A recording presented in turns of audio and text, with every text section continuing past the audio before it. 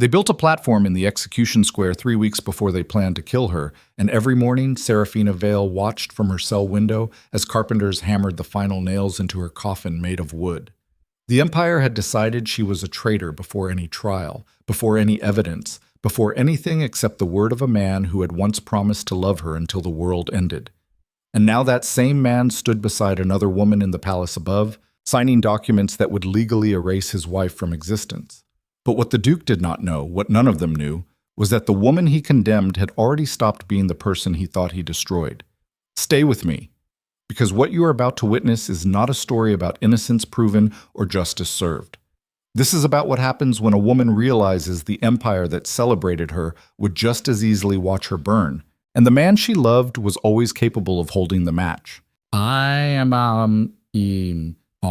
The scandal broke on a Tuesday morning when the Imperial Guards arrived at Blackthorn Manor with arrest warrants and rifles. Serafina had been in the garden cutting roses for the evening's dinner arrangement when she heard the main gates crash open with enough force to crack the iron hinges. She did not run. The shears were still in her hands, her fingertips stained green from the stems, and somewhere in the rational part of her mind she understood that running would only confirm whatever accusation was coming. So she stood there among the flowers she had planted 3 years ago when she first became Duchess, and she waited. The captain of the guard was a man named Orson Thane, someone she had served tea to during military galas, someone whose daughter she had personally recommended for admission into the Royal Academy. He would not meet her eyes as he approached. "Your Grace," he said, and his voice carried the hollow formality of a man executing orders he did not want to question. "By decree of His Imperial Majesty and the High Court of Justice, you are under arrest for high treason, conspiracy against the Crown, and the sale of military intelligence to enemy nations." The shears fell from her hands into the dirt. Behind Captain Thane, 24 soldiers fanned out across the garden with weapons drawn, as if she might somehow transform into a threat worth such overwhelming force. The head gardener, old Thomas, who had worked these grounds for 40 years, was pushed roughly against the fountain when he tried to step forward in protest. One of the maids began crying near the kitchen entrance. "This is a mistake," Serafina said, and she hated how thin her voice sounded, how completely unprepared she was for this moment, despite a lifetime of preparing for every other kind of crisis. "I have never—" The captain held up a gloved hand. "You will have opportunity to address the charges before the court. Until then, you are to surrender peacefully and accompany us to the Imperial Detention Facility. Where is my husband?" The question hung in the air for 3 seconds that felt like drowning. Captain Thane's jaw tightened. "The Duke has been informed of the situation." That was not what she asked, but it was apparently all the answer she would receive. 2 female guards moved forward with iron restraints, the kind typically reserved for violent criminals, and Serafina found herself thinking about all the times she had attended public executions as a member of the nobility. She had always stood in the gallery above, watching from a distance that made the condemned look like theater props rather than human beings. She had never once considered what it felt like to be the one in chains. The restraints locked around her wrists with a sound like a door closing forever. They led her through her own home as if she were a stranger being removed from property she had no right to occupy. Servants she had hired, staff she had cared for during illness and celebrated during weddings, all of them pressed themselves against the walls as she passed. Some looked away. Others stared with the kind of horrified fascination usually reserved for carriage accidents. No one spoke in her defense. No one asked questions. The grand staircase she had descended 1,000 times for dinner parties and state functions now felt like a gauntlet designed specifically to humiliate her. Every portrait of Blackthorn ancestors seemed to watch with judgment. Every piece of furniture she had personally selected now belonged to a house that had already decided she was guilty. When they reached the main entrance, Lucien was waiting. Her husband stood at the bottom of the stairs in full military dress, his duke's insignia polished to a mirror shine, his dark hair swept back in the severe style he wore for formal occasions. He looked like a recruitment poster for imperial authority. He looked like a stranger. Serafina stopped walking, forcing the guards to halt with her. "Lucien," she said, "tell them this is insane." He looked at her the way someone might look at a wounded animal they were preparing to put down, with a kind of distant pity that had already made peace with necessity. "The evidence is overwhelming," he said quietly. "Documents bearing your personal seal. bank transfers to foreign accounts, correspondence with enemy agents using codes only you would know. His voice was steady, rehearsed, as if he had practiced this conversation in a mirror. I have seen the proof myself, Serafina. The court showed me everything. Her breath caught. You believe them? I believe what the facts demonstrate. He straightened his uniform collar, a nervous gesture she recognized from a decade of marriage. The Empire has been generous in allowing me to maintain my position despite my wife's activities. But I cannot and will not obstruct justice to protect someone who has endangered our nation. The words hit her like stones, each one carefully chosen, each one designed to create distance between the man she loved and the woman he was permitting them to destroy. You know me, she said, and she hated the pleading edge in her voice but could not stop it. Lucien, you have known me for 15 years. Do you truly believe I am capable of treason? For the first time, something flickered behind his eyes, some small shadow of doubt or pain or regret, but it died as quickly as it appeared. I believe that people are capable of things we never imagine, he said, until we are forced to imagine them. Then he turned and walked away, his boots echoing against marble floors, and Serafina understood with sudden terrible clarity that her husband had already made his choice. Whatever evidence existed, whatever conspiracy had manufactured her guilt, Lucien had decided that protecting himself was more important than protecting her. The guards pulled her forward, out through the doors, into the brutal sunlight of a June morning that felt like winter. Ike. The Imperial Detention Facility was located beneath the old fortress district, 3 stories underground where sunlight was a memory and the air tasted like rust and desperation. They processed her like livestock, stripped her of her Duchess's gown, her jewelry, her wedding ring, gave her a rough cotton shift that smelled of lye and previous occupants, shaved her head to check for contraband, ignoring her tears, ignoring her repeated insistence that this was a mistake. The cell they assigned her was 8 feet by 6 feet, with a stone bench bolted to the wall and a waste bucket in the corner that had not been properly cleaned in what smelled like months. There was one small window set high in the wall, barely larger than a fist, through which she could see a narrow slice of the execution square above. That was where they built the platform. Every morning she woke to the sound of hammering as workers assembled the wooden structure that would eventually hold the mechanism designed to separate her head from her body. They worked methodically, professionally, as if constructing a stage for a theater production rather than a device for state-sanctioned murder. Sometimes she could hear them laughing during their lunch breaks. The first week, she believed someone would come to fix this. Her family, her friends, the legal counsel the Blackthorn estate retained for precisely these kinds of emergencies. She sent requests for visitors. She demanded to speak with a magistrate. She wrote letters in the margins of the single book they allowed her, a copy of imperial law so outdated it still referenced colonies the Empire had lost 2 decades ago. No one came. The second week, the newspapers started arriving. The guards would slide them under her cell door during mealtimes, always open to the pages where her name appeared in bold print. The traitor Duchess, the headline screamed, Lady Serafina's web of deception, how the Empire's perfect wife became its greatest enemy. The articles were vicious, detailed, and completely fabricated.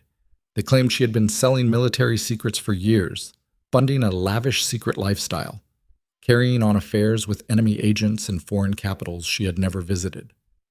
They printed supposed excerpts from her diary describing her contempt for the Empire and her husband. They interviewed anonymous nobles who swore they had always suspected something was wrong with the too-perfect Duchess. One particularly cruel piece included an illustration of her being led away in chains, her face twisted into a mask of arrogant defiance she had never worn. The caption read, Pride before the fall. She stopped reading after that, but the guards kept delivering them anyway. By the 3rd week, the rats had begun visiting her cell. They came at night, bold and unafraid, scurrying across the floor in search of crumbs from her meager meals. She named the largest one Lucien because it had the same dark coloring as her husband and the same tendency to appear whenever she felt most vulnerable. She was going insane, she realized, slowly but definitively losing her grip on the rational mind that had always been her greatest asset. The isolation was worse than the physical conditions. The silence except for the hammering was worse than any torture she could have imagined. and still no one came. On the 23rd day of her imprisonment, they brought her upstairs for the formal indictment hearing. The courtroom was a cathedral of judgment, all dark wood and imperial banners and seating arrangements designed to make the accused feel like an insect beneath a magnifying glass. The gallery was packed with nobles she recognized, people she had hosted at dinners, people she had considered friends. They watched her enter in her prison shift in chains with the same fascinated revulsion they might direct at a circus freak. The presiding judge was Lord Chancellor Mortimer Cross, a man whose career she had quietly supported 3 years ago when he was facing political opposition. He did not acknowledge her as she was led to the defendant's platform. "Lady Seraphina Vale," he intoned, "you stand accused of 17 counts of high treason, conspiracy to commit espionage, bribery of imperial officers, and the unlawful transfer of state secrets to enemy nations. How do you answer these charges?" "Not guilty," she said. Her voice echoed in the vast space, small and defiant. "On all counts, not guilty." Murmurs rippled through the gallery. Someone laughed. "The prosecution would like to present evidence," a sharp-faced woman in prosecutor's robes announced, rising from her seat with the confidence of someone holding a winning hand. And that evidence was devastating. They showed her documents bearing her personal seal, letters to foreign agents discussing troop movements, supply routes, classified military strategies. They showed her bank statements revealing massive transfers to offshore accounts. They showed her a leather journal allegedly recovered from her private study, filled with entries describing her growing resentment of the empire and her calculated plan to undermine it from within. Every piece of evidence was sophisticated, detailed, and completely false. But that did not matter, because every piece of evidence was also convincing. The prosecution called witness after witness, a bank clerk who swore she had personally visited his institution to make suspicious transactions, a former servant who claimed to have delivered sealed packages to known enemy contacts, an intelligence officer who testified that the classified information she allegedly sold had directly resulted in the deaths of imperial soldiers during recent border conflicts. This last testimony broke something inside her. Soldiers had died. Real men with families and futures had been killed because someone who wanted her destroyed had leaked information and arranged for her to take the blame.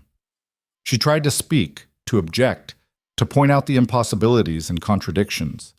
But her court-appointed defender was a nervous young man fresh from legal academy, who seemed more interested in not making waves than mounting an actual defense. "Your Honor," Seraphina said, her voice rising with desperation, "I have never seen these documents before. That journal is not my handwriting. Those bank accounts do not exist in any records I have access to. I am being framed, and if you would simply investigate the source of this evidence..." The judge's gavel came down like a guillotine blade. "The defendant will refrain from outbursts." "This is not an outburst. This is a defense." She was standing now, the chains at her wrists rattling. "Someone in this courtroom knows I am innocent. Someone here knows exactly who is doing this and why, and if you would just..." Guards seized her arms, forcing her back into her seat. The hearing continued as if she had not spoken. By the end of the day, the prosecution had built a case so airtight that even Seraphina found herself wondering if she had somehow committed treason in her sleep. The defender offered only weak procedural objections. The judge looked bored. When they led her back to her cell that evening, she finally understood that she was going to die. Not might die. Not could die if things went badly. Was going to die. Had always been going to die. Had been dead from the moment those guards arrived at her garden. The trial was theater, the evidence was fiction, but the execution would be very, very real. Tuck. The first letter from Eveline Rosier arrived on a Tuesday afternoon, delivered by a guard who smirked as he slid it under the cell door. Seraphina had heard the name whispered in the prison corridors, mentioned by guards who thought she could not hear their gossip. Eveline Rosier, the beautiful socialite who had recently returned from studying art in the southern provinces. Eveline Rosier, who had been seen dining with Duke Blackthorn at increasingly intimate venues. Eveline Rosier, who now occupied boxes at the opera that had once belonged to the Duchess. The letter was written on expensive cream paper that smelled faintly of jasmine perfume. "Dearest Seraphina, I hope the accommodations are not too uncomfortable. Lucien speaks of you sometimes, usually late at night when he has had too much wine and feels the weight of difficult decisions. He tells me you were once quite clever, quite capable of managing the complex social machinery of the empire. I believe him, of course, though I confess I find it difficult to reconcile that image with your current circumstances. The Duke has been such a comfort to me during this difficult time. You understand, I am sure, how traumatic it is for a man to discover his wife's treachery. The betrayal cuts very deep, but I have done my best to provide him with the warmth and loyalty you apparently could not. In a few weeks, when the execution is complete and the scandal has settled, Lucien and I plan to announce our engagement. I thought you should know. It seems only fair that you understand your sacrifice was not in vain. You are making space for a woman who will properly honor the Blackthorn name. Do sleep well, darling. Yours in sympathy, Evelyn Serafina read the letter 3 times, each reading stripping away another layer of denial until she was left with the raw truth beneath. This was not about treason or justice or national security.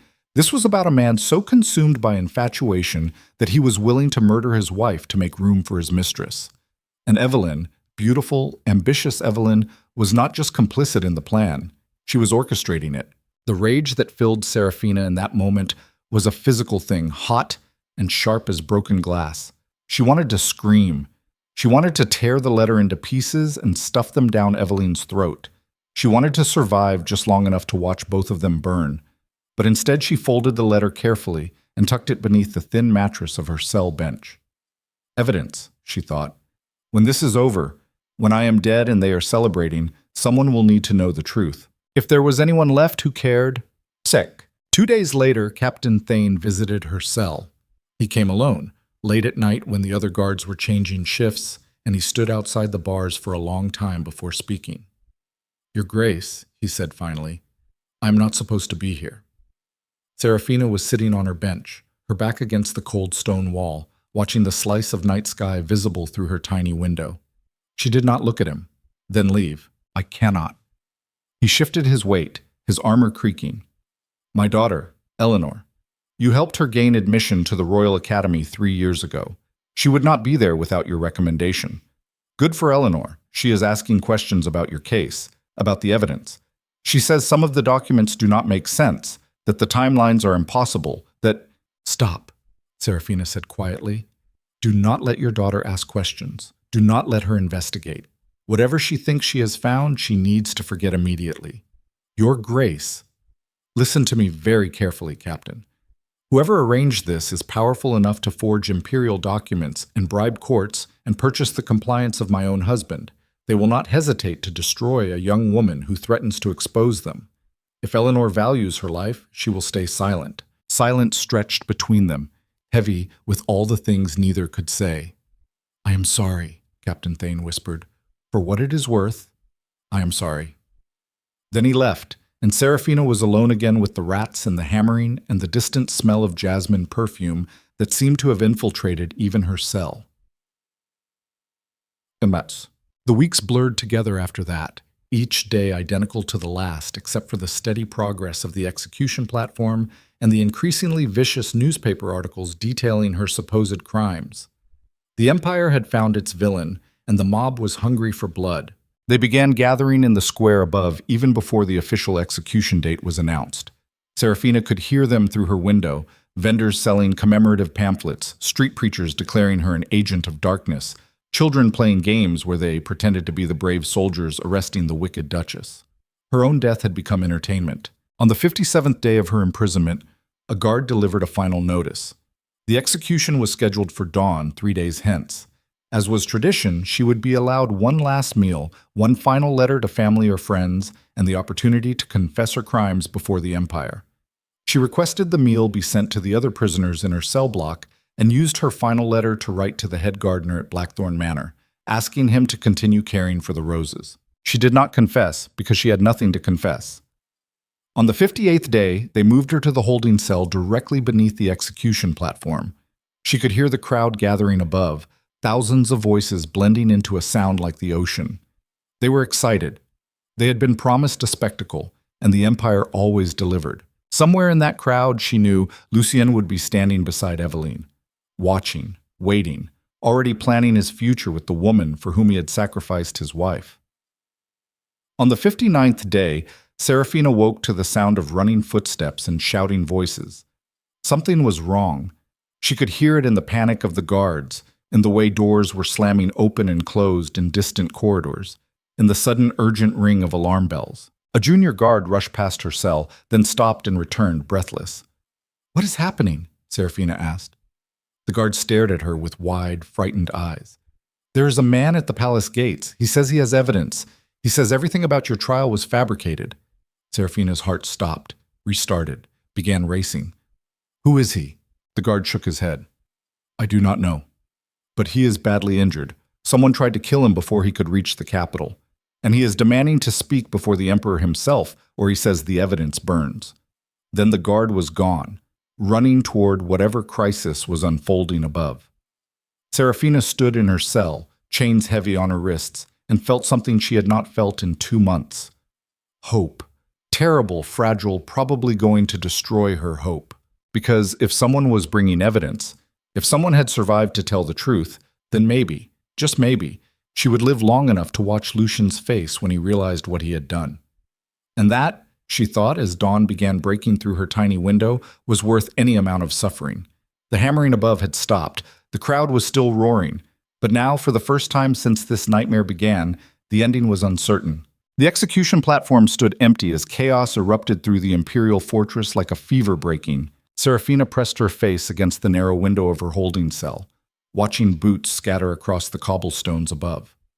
Guards were running in formations that made no sense, shouting orders that contradicted each other, and somewhere in the distance she could hear the cathedral bells ringing an emergency sequence she had only heard once before, when an assassination attempt had been made on the emperor himself. The crowd that had gathered to watch her die was now surging against the barriers, demanding answers, throwing bottles at the guards trying to push them back. Vendors abandoned their commemorative pamphlets in the mud. Someone had started a fire near the platform's base, and black smoke curled into the morning sky like a question mark. A woman was screaming Lucian's name from somewhere in the square, high and desperate, the kind of sound that came from realizing the ground beneath your feet had turned to quicksand. Serafina closed her eyes and felt something dark and satisfied unfold in her chest. "Let them panic," she thought. "Let them all feel what I have felt." The door to her cell block slammed open hard enough to crack against the stone wall. Captain Thane appeared, flanked by 2 guards she did not recognize, his face pale and slick with sweat. "Your Grace," he said, fumbling with the keyring at his belt. "We need to move you. Now." "Move me where?" "The execution is supposed to begin in 30 minutes. The execution is postponed." His hands were shaking so badly it took him 3 attempts to fit the key into her cell lock. "There's a situation developing at the palace. The Emperor has suspended all proceedings until—" He stopped mid-sentence as the lock finally clicked open. "Until what, Captain?" Thane met her eyes for the first time in 2 months, and what she saw there was not pity or guilt or even professional courtesy. It was fear, until we determine whether you were telling the truth all along. Sick. They brought her up through servant corridors she had never seen, stone passages that smelled like old water and rat poison, past storage rooms filled with broken furniture and forgotten state documents. Her legs were weak from weeks of confinement, and the chains made walking difficult, but the guards did not slow down. Something was chasing them, some urgency that had nothing to do with her comfort. They emerged into a section of the fortress she vaguely recognized, the administrative wing where court proceedings were recorded and official investigations were coordinated. Normally it would be staffed by clerks and junior magistrates, orderly and quiet as a library. Today it looked like someone had detonated a bomb made of panic. Papers covered every surface. Officials were shouting into communication tubes connected to other parts of the palace. A senior clerk was literally pulling his own hair while staring at a ledger that appeared to be covered in blood.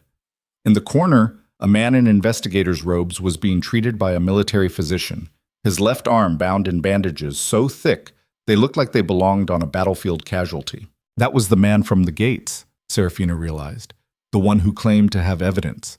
He looked half dead. His face was the color of spoiled milk, his breathing labored and wet-sounding, and when he turned his head to track movement across the room, she saw that someone had beaten him savagely. His jaw was swollen, one eye completely sealed shut, and there were burn marks on his neck that spoke of interrogation methods the Empire officially did not use. But he was alive, and he was talking. "Bring her closer," a voice commanded from across the room. Lord Chancellor Cross emerged from behind a partition, his judicial robes disheveled, his expression caught somewhere between fury and existential terror. He gestured at the guards holding Serafina.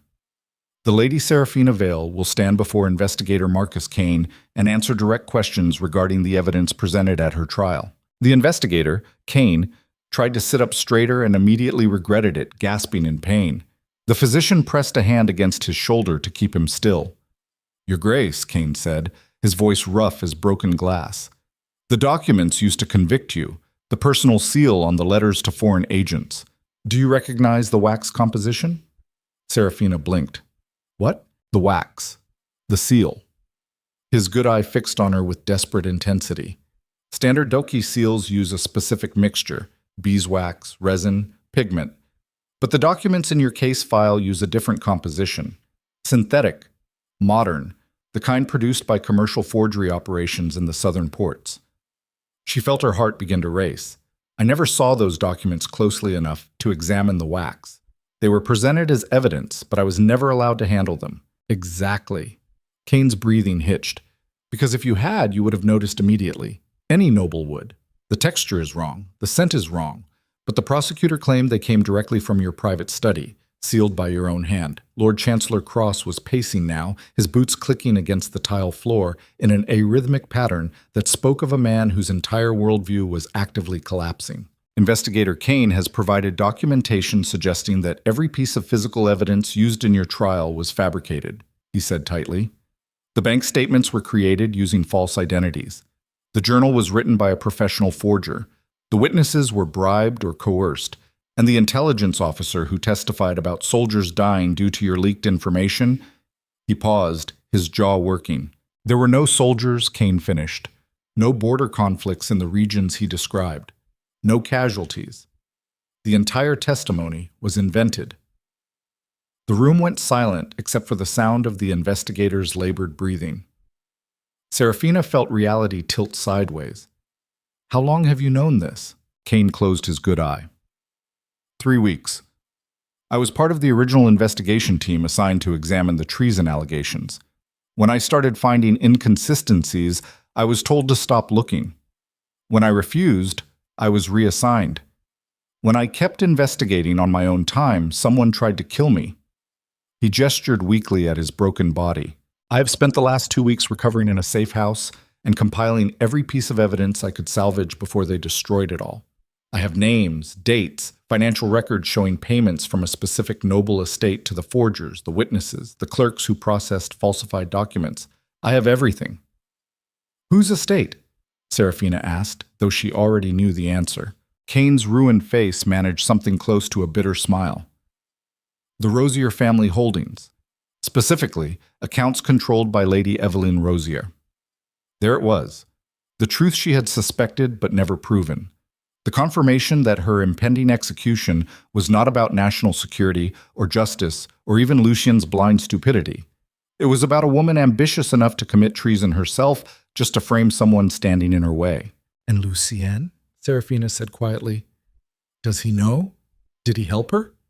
The investigator hesitated, and that hesitation told her everything. "The Duke signed many of the authorization forms that allowed the falsified evidence to bypass normal verification procedures," Kane said carefully. "Whether he knew they were false, He knew," Serafina interrupted. "Maybe not at first. Maybe he convinced himself the evidence was real because it was easier than questioning the woman he wanted to believe. But somewhere in these 2 months, he knew, and he let it continue anyway." Lord Chancellor Cross had stopped pacing. "Your Grace, we are still gathering. Where's he now? Where's my husband?" "At the summer residence with Lady Rosier," Cross admitted.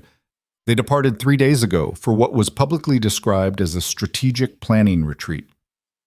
"A strategic planning retreat," Serafina repeated. 3 days before my scheduled execution." "How convenient." The sarcasm felt good, sharp and clean as a blade. "We have dispatched guards to retrieve them both for questioning," Cross said. "They should arrive back at the capital within hours. And in the meantime, the Emperor has ordered your immediate release from custody pending a full review of the case." "You are free to go, Your Grace," Free. The word sat in her mouth like a stone she could not swallow. She had spent 2 months in a cell preparing to die, watching the Empire turn her into a monster, feeling her humanity scraped away layer by layer until only rage and exhaustion remained. And now they were telling her she could just walk out, as if the doors had never been locked at all. No, she heard herself say. Cross frowned. I beg your pardon? I am not leaving. Not until Lucien and Evelyn are arrested. Not until everyone who participated in this stands trial the way I did. She could feel something cold and purposeful settling into her bones, something harder than the woman who had cut roses in the garden 2 months ago. You want me to walk away quietly so the Empire can sweep this under palace carpets and pretend justice was served. But I will not give you that mercy. Your Grace, this is highly irregular. So was forging evidence to execute an innocent woman. Serafina stepped forward, the chains still on her wrists rattling. So was allowing a foreign agent to seduce a duke and compromise imperial security. So was building an execution platform 3 weeks early because the mob wanted a show. You do not get to decide when irregularity matters, Lord Chancellor. Not anymore. The silence that followed was the kind that preceded avalanches. Finally, Cross nodded stiffly. Very well. You will remain under palace protection as a witness to the ongoing investigation. But I must insist you stay out of public view until we have resolved the situation with... I want to be there when you arrest them, Serafina said. I want to see their faces. That is not appropriate. Appropriate? She laughed, and it sounded like breaking glass. Nothing about this has been appropriate, but I have earned the right to watch the people who tried to kill me realize they failed. Kane coughed wetly, drawing their attention. Let her see it, he rasped. She deserves that much. Cross looked between them, clearly calculating political equations far above Serafina's head. Then he gestured sharply at the guards. Remove her restraints. Provide her with proper quarters and clothing. And someone bring this woman food that was not designed to punish prisoners. The chains came off her wrists, leaving behind raw circles of damaged skin that would probably scar. She did not care. For the first time in 2 months, Serafina Vale was not a victim waiting for execution. She was a weapon being sharpened, and when Lucien finally came home to face what he had done, she would be ready. They gave her a suite in the palace's diplomatic wing, far from the dungeons but still carefully monitored. A physician examined her injuries, malnutrition, infected sores from the chains, early stages of lung disease from the damp cell. A servant drew her a bath that smelled like lavender and lemon, and Serafina sat in water hot enough to hurt until her skin turned pink and the prison smell finally washed away. When she emerged, someone had laid out clothing on the bed. Not the Duchess gown she once wore, but simple dark garments that would not draw attention. A message in fabric. You are free, but not restored. Alive, but not forgiven. She dressed slowly, her fingers clumsy with buttons after weeks of wearing nothing but a prison shift. Her reflection in the mirror was a stranger, gaunt, hollow-eyed, her shaved head just beginning to show dark stubble. She looked like someone who had survived a war. Maybe she had. A knock at the door announced the arrival of Captain Thane carrying a sealed envelope. From Investigator Kane, he said, offering it to her. He thought you should see this before the arrests are made. Serafina broke the seal and found herself staring at a copied ledger page covered in Eveline Rosier's distinctive handwriting.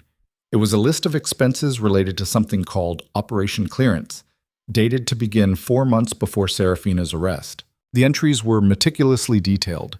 Payments to a forgery expert in the southern ports, bribes to 3 different court clerks, a consultation fee for a theatrical director regarding believable emotional performance during testimony, hush money for servants who might ask questions, and at the bottom, circled in red ink by Kane's hand, final payment upon confirmation of execution, funds to be transferred from Blackthorn estate accounts with ducal authorization. Lucian's signature was right there on the authorization form, dated 5 days after Serafina's arrest. 5 days. He had known what he was signing 5 days into her imprisonment, when she was still sending him letters begging him to investigate, when she still believed he would eventually realize the truth and save her. He had known, and he had signed anyway. Serafina set down the document with hands that did not shake because she would not allow them to shake. Captain Thane cleared his throat. Your Grace, I cannot imagine. Do not, she said quietly. Do not try to imagine. Just tell me when they arrive. The guards sent to retrieve the Duke and Lady Rosier should reach the summer residence within 2 hours. They will return to the capital by nightfall. Good. Thane hesitated in the doorway. My daughter wanted me to tell you she is sorry. For not being braver. For not asking questions louder. Serafina turned to look at him properly. Tell Eleanor that staying silent kept her alive, and that sometimes survival is the only bravery that matters. After he left, she stood at the window watching the execution platform still standing in the square below. Workers had stopped dismantling it pending the Emperor's orders. It sat there like a monument to how close she had come to dying for someone else's ambition. But she had not died. And now the people who tried to bury her were about to learn what it meant to fail at murder. They came back to the capital just after sunset, traveling in a closed carriage surrounded by armed guards. Serafina watched from a palace balcony reserved for official observations, positioned where she could see everything but remain out of direct view. Lord Chancellor Cross stood beside her, along with 2 imperial witnesses and a court recorder whose only job was to document exactly what happened next. The carriage stopped at the palace's formal entrance, where a full honor guard waited in formation. To anyone watching from the streets, it would look like a normal return from a diplomatic journey, but Serafina could see the tension in the guards' postures, the way their hands rested on weapon hilts, the tight perimeter they formed. This was not a welcome. This was an arrest pretending to be protocol. The carriage door opened and Lucien emerged first. He looked exactly as she remembered. Tall, impeccably dressed, his dark hair perfect despite travel, his military bearing radiating the kind of authority that came from never seriously questioning whether he deserved it. He turned to offer his hand to the woman following him, and Eveline Rosier stepped down into the torchlight like she was descending onto a stage. She was breathtaking. There was no other word for it. Golden hair swept into an elaborate style that must have taken hours. A traveling gown that probably cost more than most families earned in a year. Jewelry that caught the firelight and scattered it like promises. She looked like everything Serafina had once been, before the prison and the starvation and the rats. Lucien said something that made Eveline laugh, a sound like crystal bells, and they walked together toward the entrance with the easy confidence of people who believed they had already won. Lord Chancellor Cross stepped forward to the balcony railing, making himself visible. Duke Blackthorn, he called down.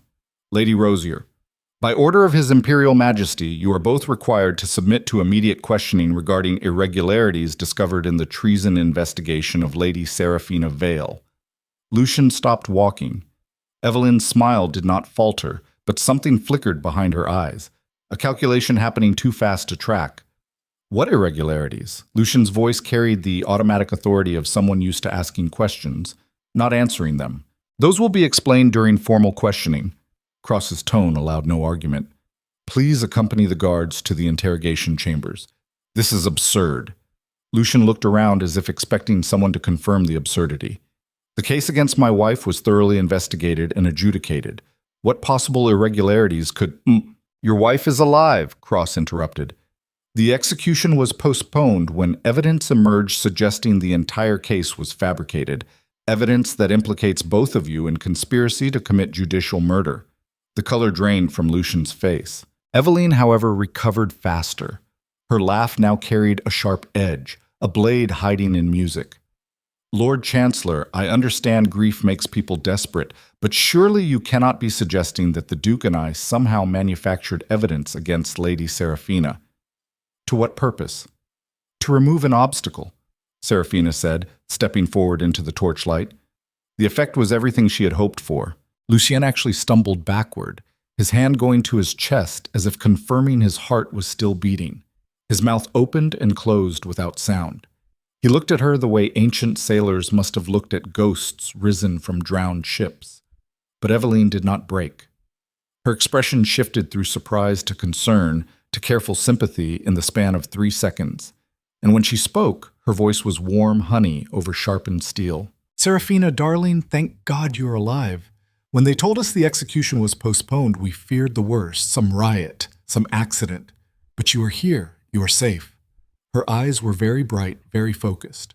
Whatever terrible misunderstanding led to your arrest, I am certain we can help resolve it now." "Misunderstanding," Serafina repeated. "Is that what you call forging imperial documents and bribing court officials and paying witnesses to commit perjury?" "I have no idea what you're talking about." "Operation Clearance. The ledgers from your family estate. The payments to the forger in the southern ports." She took a step closer to the balcony railing. "You documented everything, Evelyn. Every bribe, every lie, every step of the plan to frame me for treason. And Investigator Kane survived long enough to bring it all to the Emperor." For the first time, real emotion cracked through Evelyn's perfect facade. Her jaw tightened. Her hands, which had been relaxed at her sides, curled into fists. "Kane should have died in that fire," she said quietly. The courtyard went utterly silent. Lucien turned to stare at her. What fire? But Evelyn was not looking at him anymore. She was looking at Serafina with naked hatred, all pretense abandoned, and in that moment Serafina saw the truth that had always been there beneath the beauty and charm. Eveline Rosier was not a woman in love who had been swept into someone else's scheme. She was the architect of everything. The forged evidence, the bribed officials, the entire conspiracy to commit judicial murder, all of it had been her design, her execution, her ambition wearing Lucien's authority like a stolen coat. And Lucien, brilliant strategist and decorated general, had been too infatuated to notice he was the tool, not the mastermind. "You planned this from the beginning," Serafina said.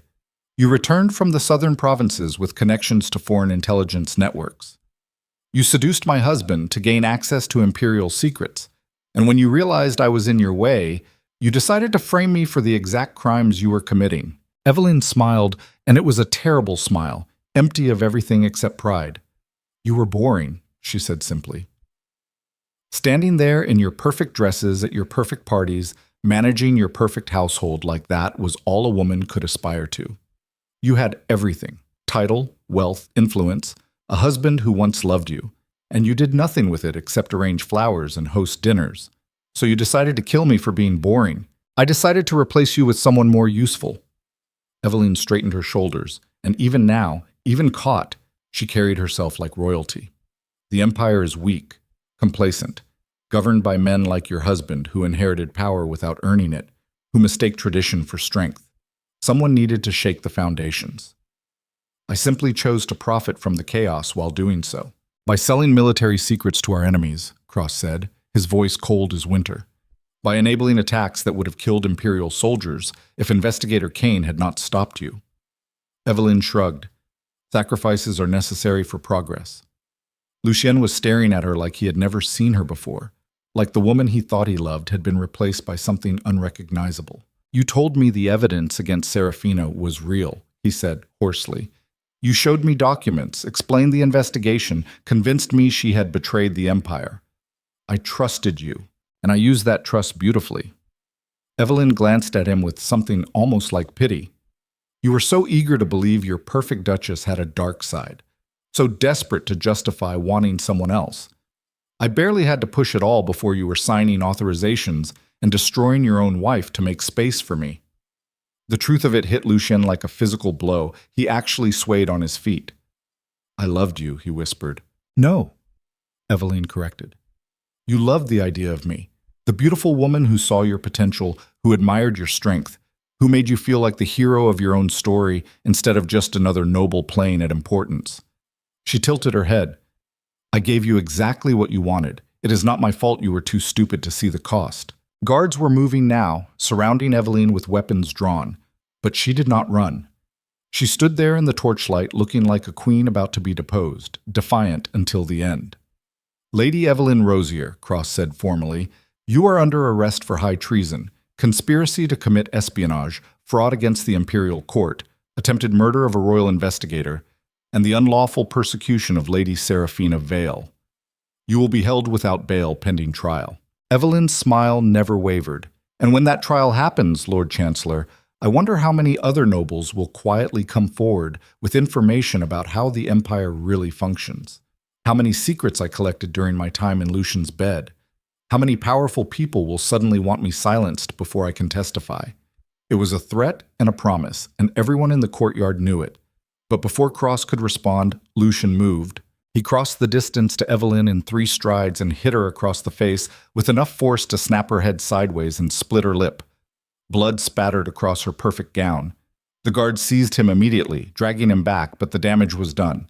Evelyn touched her bleeding mouth and laughed, wild and bitter. There it is. There is the real Lucien Blackthorn. Not the noble duke, not the strategic general. Just a man who hits women when they make him feel small. She looked up at the balcony where Serafina stood watching. Enjoy your freedom, darling. You survived, but you will never wash the stain of this from your name. The Empire will always remember you as the Duchess who was arrested for treason, even if they forget you were innocent. That shadow will follow you forever.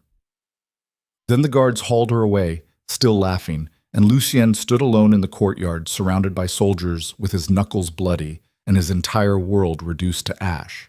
He looked up at Serafina, his face destroyed by comprehension, and opened his mouth to speak. She turned and walked back into the palace without hearing whatever he wanted to say. Some apologies came too late to matter. Some betrayals burned too deep to heal, and some men deserved to drown in the consequences of their own choices.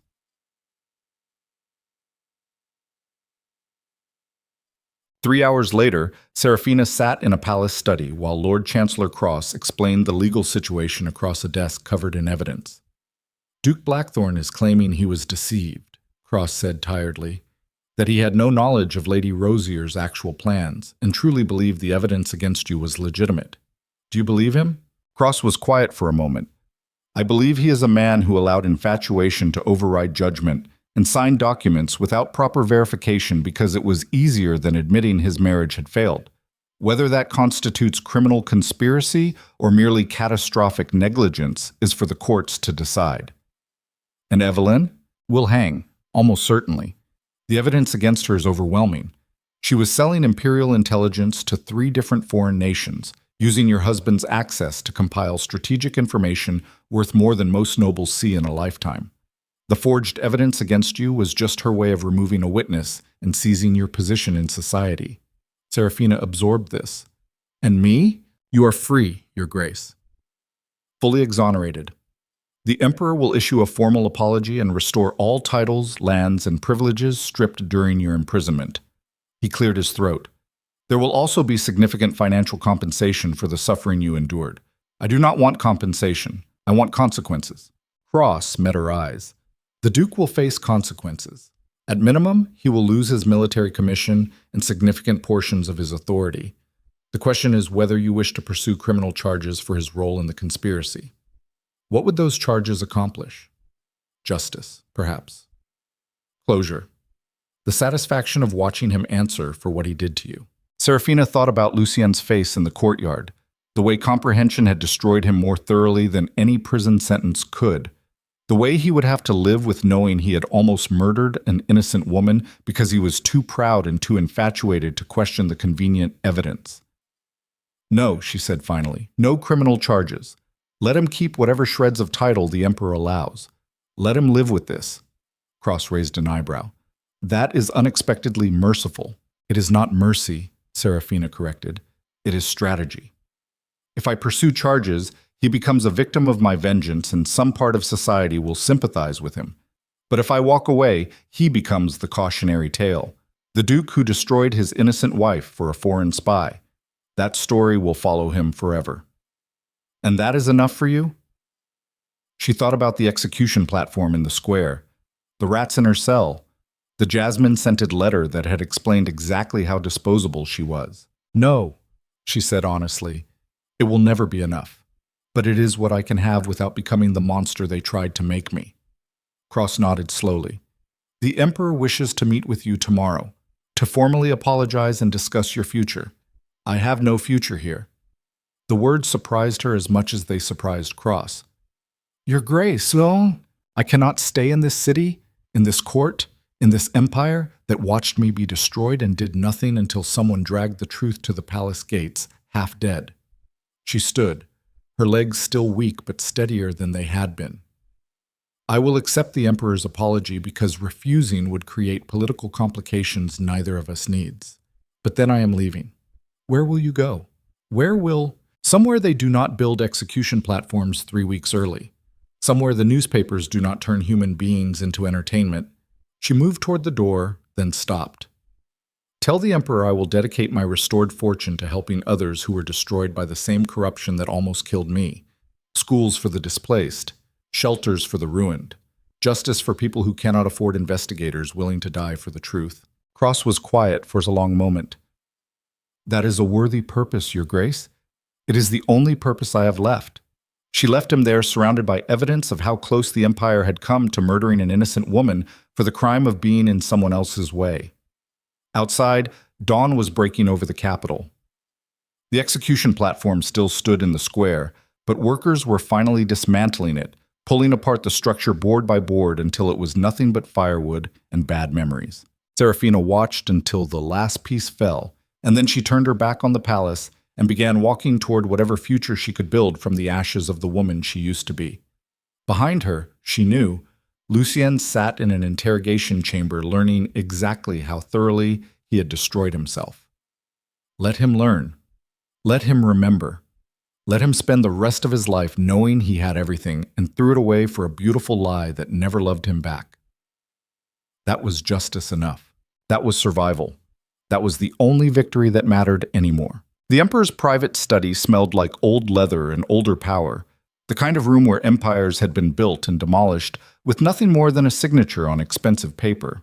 Serafina stood before the massive oak desk while Emperor Aldrich Theron reviewed documents that supposedly restored everything the Empire had stolen from her. His Imperial Majesty was 63 years old, white-haired and sharp-eyed, a man who had survived 3 assassination attempts and 2 civil wars by being smarter and more ruthless than everyone who wanted him dead. He did not look at her as he signed each page with mechanical precision. Lady Serafina Vale, he said finally, setting down his pen. The Empire owes you an apology that words cannot adequately convey. You were failed by our systems of justice, betrayed by those closest to you, and very nearly murdered by our own machinery of state. For this, I am profoundly sorry. The apology sounded rehearsed because it was rehearsed. Somewhere a speechwriter had crafted those exact words to sound sincere without admitting legal liability. Thank you, Your Majesty, Serafina said, because that was the only acceptable response. Aldrich finally met her eyes. Lord Chancellor Cross tells me you plan to leave the capital. Yes, that is a waste. He leaned back in his chair, studying her the way a general might study a battlefield. You have survived something that would have broken most people. You have demonstrated resilience, intelligence, and a remarkable capacity for strategic thinking. The Empire could use someone like you in positions of real influence. The Empire tried to execute me 3 days ago. A faint smile touched his lips. Yes. And the fact that you are standing here instead of buried in an unmarked grave means you are precisely the kind of person who thrives when others would crumble. I could offer you appointments, ambassadorships, advisory positions that carry actual power rather than ceremonial nonsense. With respect, Your Majesty, I would rather burn my own fingers off than serve an empire that builds execution platforms before trials conclude. The Emperor's smile widened. See? That is exactly the kind of uncompromising integrity I need. Most nobles would be groveling for my favor right now, desperate to rebuild their reputations. But you are telling the Emperor himself to go to hell in the most polite way possible. I'm telling you I cannot serve a system that failed so catastrophically. Every system fails, Lady Serafina. The question is what we do after the failure is exposed. Aldrich stood, moving to the window that overlooked the palace gardens. I'm offering you the chance to fix what broke, to ensure no one else faces what you faced. And if I refuse, then you leave, and nothing changes. The corrupt officials who enabled your persecution will find other victims. The structural weaknesses that allowed Lady Rosier to nearly commit perfect murder will remain unaddressed. You will have survived, but you will have changed nothing. It was a trap wrapped in logic, and Serafina recognized it immediately. The Emperor was trying to bind her to the Empire through guilt and responsibility, turning her suffering into an obligation to serve the institution that had caused it. She was about to refuse anyway when the study door burst open without warning. Captain Thane stumbled in, his face white, blood running from a gash above his right eye. Behind him, palace guards were shouting, and somewhere in the distance an alarm bell began ringing with frantic urgency. Your Majesty, Thane gasped. The interrogation chambers. There has been an attack. Multiple casualties. Lady Rosier has escaped. The room went silent except for the alarm bells. Impossible, Aldrich said, his voice dropping to a temperature that could freeze blood. She was being held in the most secure section of the fortress with a full guard rotation. Someone helped her. Thane was breathing hard, pressing a hand to his bleeding head. 6 guards dead. The interrogation officer tortured before he died. And she left a message carved into the wall. What message? Thane met Serafina's eyes. She wrote, "Tell the Duchess this is not finished."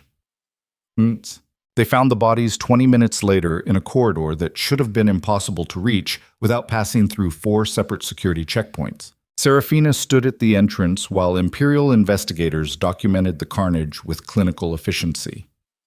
6 guards sprawled in positions that spoke of surprise and speed, throats cut, necks broken, one man literally nailed to the wall through both hands with daggers she recognized as ceremonial pieces from the palace armory. The interrogation officer, a man named Corwin, who had a wife and 3 children, had been tied to a chair and systematically destroyed until he gave up whatever information Eveline wanted. The message was carved into the stone wall above his corpse in letters 6 inches tall. Tell the Duchess this is not finished. Lord Chancellor Cross appeared at Serafina's shoulder, his face grave. We are sealing the city. No one enters or leaves until we locate her. She had help, Serafina said quietly. Those guards were not killed by one woman acting alone. She had accomplices inside the palace. We are investigating everyone who had access to that wing. Cross's jaw tightened. But the reality is that Lady Rosier likely cultivated supporters throughout her time here. People who believed in her cause or were paid well enough not to ask questions. What cause? She was selling military secrets for money. Was she? Cross glanced at her. The documents investigator Kane recovered suggest something more complex. Lady Rosier was not just a mercenary spy. She was ideologically committed to destabilizing the empire. Several of her contacts were linked to revolutionary movements in the southern provinces. She may have genuinely believed she was striking a blow against imperial tyranny, by framing an innocent woman for treason, by removing what she saw as a symbol of everything wrong with the nobility. Cross gestured at the massacre around them. This level of violence, this level of planning and support, suggests we have been dealing with something larger than a simple conspiracy. Lady Rosier may have been operating as part of a coordinated insurgency. The implications settled over Serafina like a shroud. If Eveline was part of a larger movement, if she had allies positioned throughout the capital, then escaping custody was not desperation. It was phase 2 of a plan Serafina still did not fully understand. "Where's Lucien?" she asked suddenly. Cross's expression went carefully blank. "The Duke has been moved to secure quarters pending formal charges." Why? Because if Eveline had help, if she planned this escape, then she also planned what comes next. And what comes next probably involves punishing the man who hit her in front of the entire palace. We have guards stationed outside his quarters. How many guards were stationed here? Cross did not answer, but he immediately dispatched runners to check on Lucien's security. They were already too late. The secure quarters turned out to be a suite in the palace's eastern tower, 3 floors above ground with a single point of entry, and guards rotated every 4 hours to prevent bribery or fatigue. Both guards were dead at their posts, killed with the same efficient brutality as the men in the interrogation corridor. The door to the suite stood open, and the silence from within was the kind that preceded discovering something terrible. Serafina entered first, despite Cross's protests. The sitting room had been destroyed, furniture overturned, paintings slashed, every breakable object shattered against walls or floor. Blood spattered across the expensive carpet in patterns that suggested a struggle, though not a particularly long one. In the center of the room, Lucien knelt with his hands bound behind his back and a black hood over his head. His breathing was rapid and shallow, the kind that came from panic barely held in check. He was still alive. But standing behind him with a knife pressed against his throat was a woman Serafina had never seen before. Young, maybe 25, with the kind of hardened eyes that came from surviving things that killed softer people. "Welcome, Duchess," the woman said. "Eveline said you would come." "Where is she?" "Somewhere your emperor will never find her." The knife pressed harder against Lucien's throat, drawing a thin line of blood. But she wanted to make sure you understood something before she left the capital. Understood what? That mercy is weakness, that forgiveness is surrender, that every moment you waste trying to rebuild within this rotten empire is a moment you could have spent burning it to the ground. The words carried the mechanical quality of a memorized speech, something Evelyn had carefully scripted for maximum impact. Serafina took a step closer. If you are trying to recruit me to your revolution by threatening my husband, you have badly misunderstood our relationship. Have we? The woman smiled. Evelyn said you would say that. She also said you were lying, that you still love him despite everything he did, that watching him die will break something inside you that 2 months in prison could not touch. She is wrong. Then you will not mind if I kill him. The knife began to move, a slow sawing motion that would take minutes instead of seconds, designed to maximize suffering. Wait, Serafina said. The woman paused. There it is. The weakness. The soft heart beneath the hard exterior. I said wait because you're about to throw away your life for nothing. Serafina kept her voice level, conversational. You kill him, the guards outside hear the struggle and storm in here, and you die badly. Evelyn gets nothing except one dead man who is already destroyed. But if you let him live, if you walk away right now, you survive to continue whatever revolution you think you are fighting. The woman's grip on the knife tightened. You think I fear death? I think Evelyn would not have sent someone she was willing to sacrifice. You are valuable to her, which means you are valuable to whatever larger plan she is executing. Killing Lucien accomplishes nothing except vengeance, and vengeance is a luxury your revolution cannot afford. For 5 seconds, the only sound was Lucien's ragged breathing. Then the woman stepped back, lowering the knife. You are smarter than Evelyn said. That is going to be a problem for her. Tell Evelyn that the next time she wants to send me a message, she should deliver it herself. Oh, she will. The woman moved toward the window with fluid grace. She is going to burn this entire empire to ash, and she wanted you to know that you could have been part of it. You could have channeled your rage into something transformative instead of wasting it on charity and forgiveness. I am not interested in transformation through mass murder. The woman paused at the window ledge. Everyone says that until the empire gives them no choice. She glanced back once. When the burning starts, Duchess, remember that we offered you a place at the table instead of beneath it. Then she was gone, dropping through the window with the confidence of someone who had planned this exit route extensively. Palace guards burst into the room seconds later, weapons drawn, but Serafina just gestured at the empty window and said, She went that way. They would not catch her. Evelyn had planned this too carefully. Serafina moved to where Lucien still knelt, trembling, and pulled the hood off his head. His face was covered in sweat and tears, his eyes wild with terror that had not yet processed that he was still alive. When he saw her, something broke in his expression, relief and shame and desperate gratitude all collapsing into each other. Serafina, he choked out. Thank God, I thought. Do not, she said quietly, cutting through whatever he was about to say. Do not thank me. Do not assume this means anything has changed between us. You saved my life. I stopped a revolutionary from murdering you in the Emperor's palace because your death right now would complicate the political situation. She met his eyes without mercy. That is not forgiveness, Lucien. That is strategic calculation. His face crumpled. I know I do not deserve... You deserve to spend the rest of your life knowing you were willing to execute an innocent woman because a beautiful spy told you convenient lies. She turned away from him. Whether you actually die is irrelevant to me. You are already dead in every way that matters. Cross was coordinating the search from the doorway, barking orders into communication tubes, but Serafina could see from his expression that it was performative. They both knew Evelyn was gone, protected by infrastructure they were only beginning to understand. We need to evacuate you to a secure location, Cross said, turning to Serafina. If Lady Rosier is willing to strike inside the palace itself, nowhere in the capital is truly safe. I am not hiding. Your Grace, I am not hiding, she repeated, harder. Evelyn wants me afraid, wants me running, wants me to validate her belief that the nobility is weak and cowardly. I will not give her that satisfaction. Then what will you give her? Serafina looked at the blood on the carpet, the destroyed furniture, the window through which a revolutionary had escaped after nearly murdering a duke in his own quarters. She thought about the message carved into stone. This is not finished. Evelyn was right about one thing. The empire was rotten. The systems that nearly killed Serafina were symptoms of deeper structural failures that had been festering for decades. And trying to fix those systems from within would take more time than the revolution was willing to allow.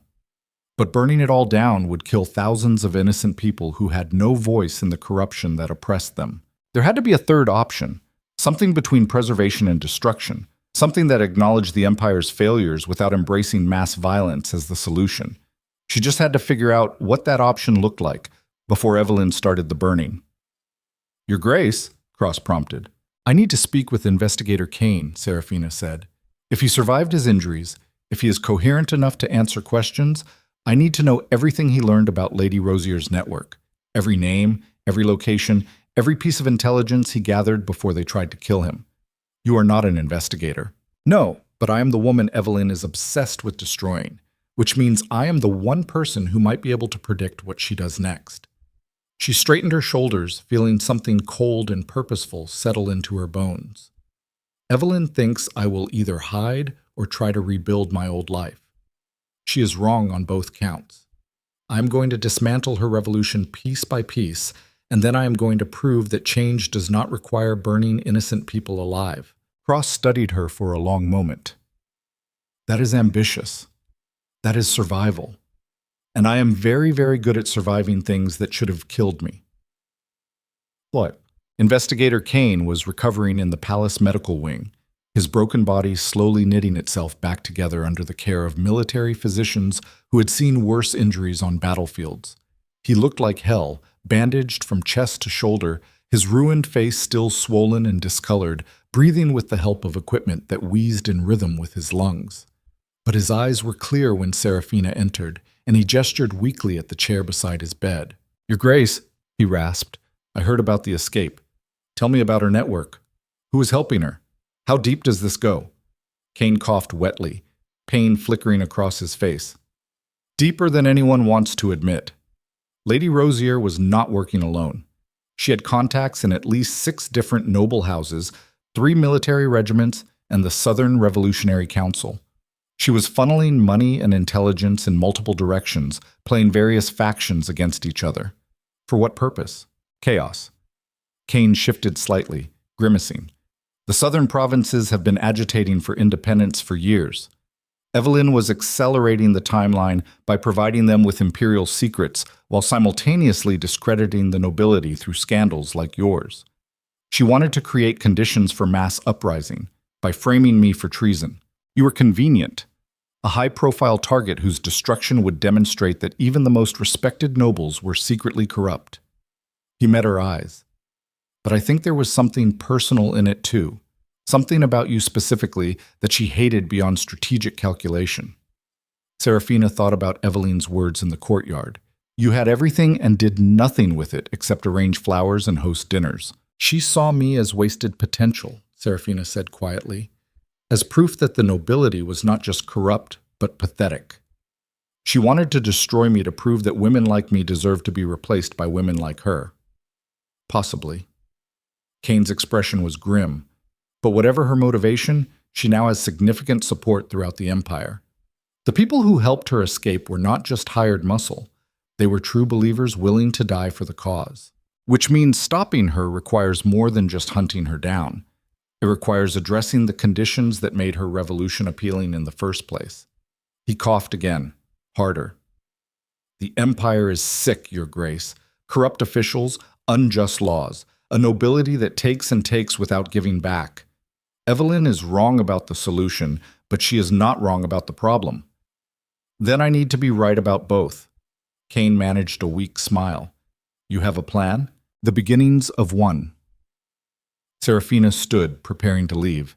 "I am going to use the fortune the Emperor restored to me to create something Evelyn cannot destroy with violence. Schools that teach critical thinking instead of blind obedience. Shelters that protect the vulnerable instead of exploiting them. Systems of accountability that make it harder for people like her to manipulate people like my husband. That will take years. Good, because revolutions fail when they expect immediate perfection. She moved toward the door, then paused. Investigator Kane, thank you for nearly dying to save me. I will make sure your sacrifice meant something. Just stop her, Your Grace. Whatever it takes. Objects. The meeting with the Emperor's Emergency Council happened at midnight in a war room designed for responding to invasions and insurrections. 15 people sat around a table covered in maps and intelligence reports, all of them looking exhausted and frightened in ways that high-ranking officials were not supposed to show. The escape had exposed weaknesses they had been content to ignore, and now panic was setting in. Lady Seraphina, Aldrich said as she entered, we were just discussing how to respond to the insurgency threat, by hunting Evelyn and her supporters, presumably. That is the consensus.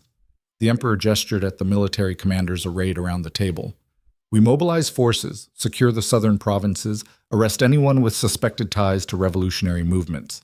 Standard counterinsurgency protocol, which will radicalize thousands of people who are currently just frustrated with the Empire's failures. Seraphina took an empty seat without being invited. You will be creating the mass uprising Evelyn wants by proving that the Empire responds to dissent with violence. What do you suggest? One of the generals demanded. We negotiate with terrorists? I suggest you give people a reason not to become terrorists. She leaned forward. Evelyn's revolution only works if the population believes the Empire cannot be reformed. If you crack down with military force, you validate that belief. But if you demonstrate actual change, if you address corruption, increase transparency, create pathways for people to improve their lives without resorting to violence, you undermine her entire movement. The room erupted in objections. Too slow, too risky, too naive. Seraphina waited for the noise to die down. 2 months ago, she said quietly, this empire almost executed me based on forged evidence and purchased testimony. The systems you all serve failed so catastrophically that an innocent woman came within hours of judicial murder. And your response is to trust those same systems to identify and eliminate revolutionary threats? The silence was absolute. I am not suggesting you ignore the threat Evelyn represents, Seraphina continued. I am suggesting you recognize that her threat is a symptom of failures you have spent decades ignoring. Hunt her, absolutely. But also fix what broke. Show the Empire that change is possible without burning everything to ash. Emperor Aldrich was watching her with that unsettling intensity he reserved for people he was evaluating for purposes they did not yet understand. And you believe you can lead this reform effort? I believe I am the only person in this room who has personally experienced both the Empire's injustice and its capacity for correction. That gives me credibility with people who have reason not to trust traditional authority. You would essentially be creating a competing vision of the future to Evelyn's revolution. Yes, and if you fail, then Evelyn wins and the burning starts. Seraphina met his eyes without flinching, but if you respond only with violence, she wins anyway. At least my approach gives us a chance to save the Empire instead of destroying it to preserve it. The Emperor was quiet for a long time. Very well, he said finally. You will have access to imperial resources, legal authority to investigate and reform corrupt systems, and protection from those who would prefer you stay silent. But understand that this makes you a target, Lady Seraphina. Evelyn will see you as a rival, and she does not tolerate rivals. She already sees me as a rival. The difference is that now I am going to fight back. Motit. 3 days later, Seraphina stood on the steps of the capital's largest public square and addressed a crowd of 10,000 people who had gathered to hear the Duchess who survived her own execution. She did not hide the damage. Her shaved head was visible beneath a simple scarf. Her thin frame and the shadows under her eyes testified to weeks of imprisonment. She looked like someone who had been broken and was choosing to rebuild anyway. The Empire failed me, she said, her voice amplified by equipment designed for public addresses. It arrested me without proper investigation, tried me based on fabricated evidence, and came within hours of murdering an innocent woman because the systems meant to protect justice were too corrupt to function. The crowd murmured, uncertain where this was going. I could respond to that failure with rage, she continued. I could demand vengeance against everyone who participated in my persecution.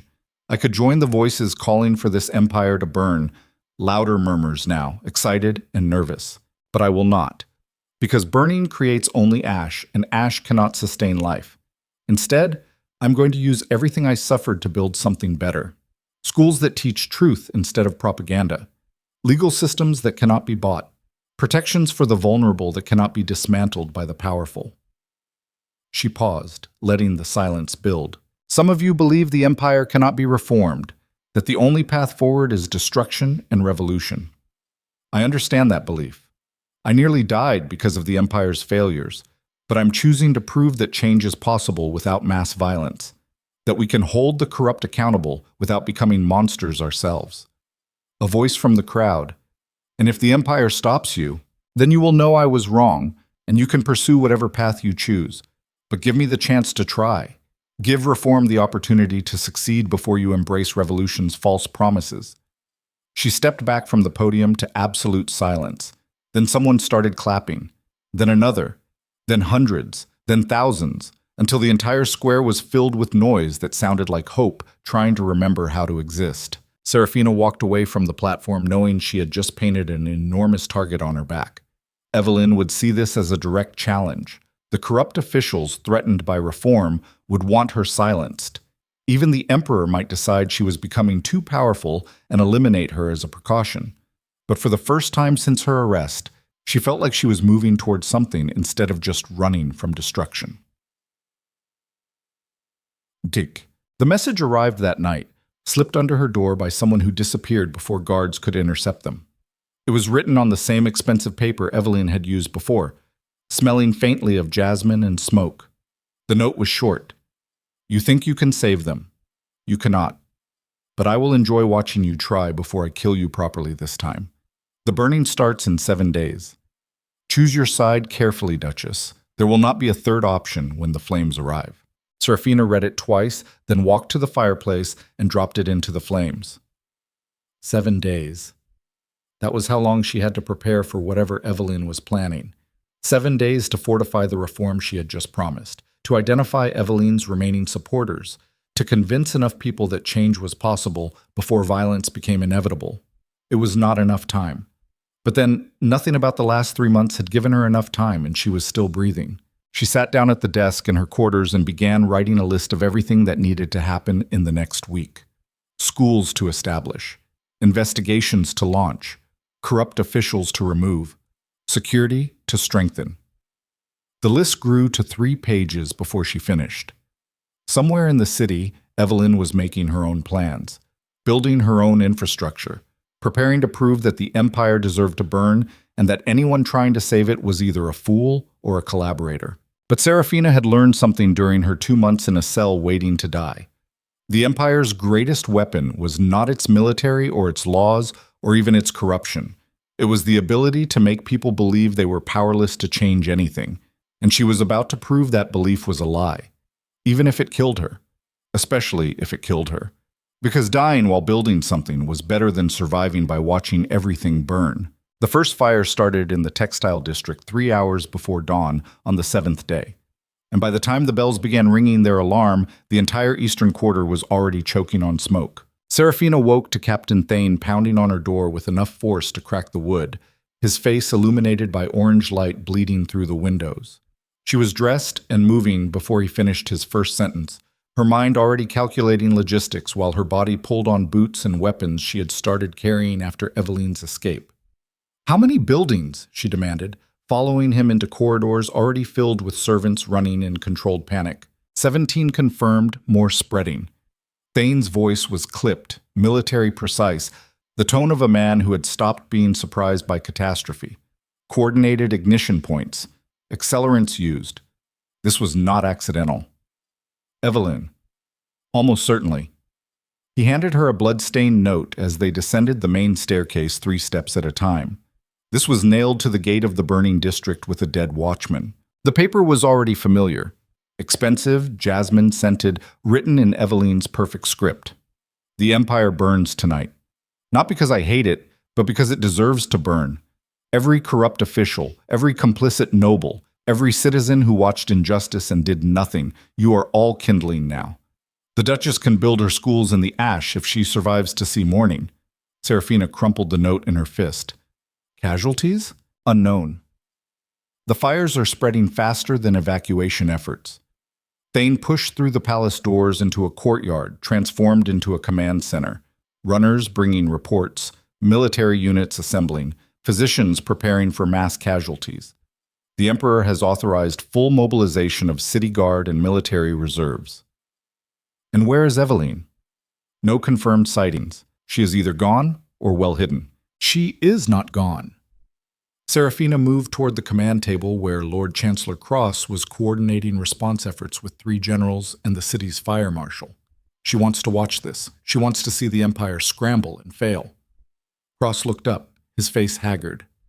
Your Grace, you should evacuate to the countryside estates. If Lady Rosier is targeting symbols of the nobility, I am not evacuating. Where do you need me? You are not a soldier. No, but I am the woman whose public reform efforts Eveline sees as her primary competition, which means stopping these fires is not just about saving buildings. She grabbed a map from the table, scanning the marked ignition points.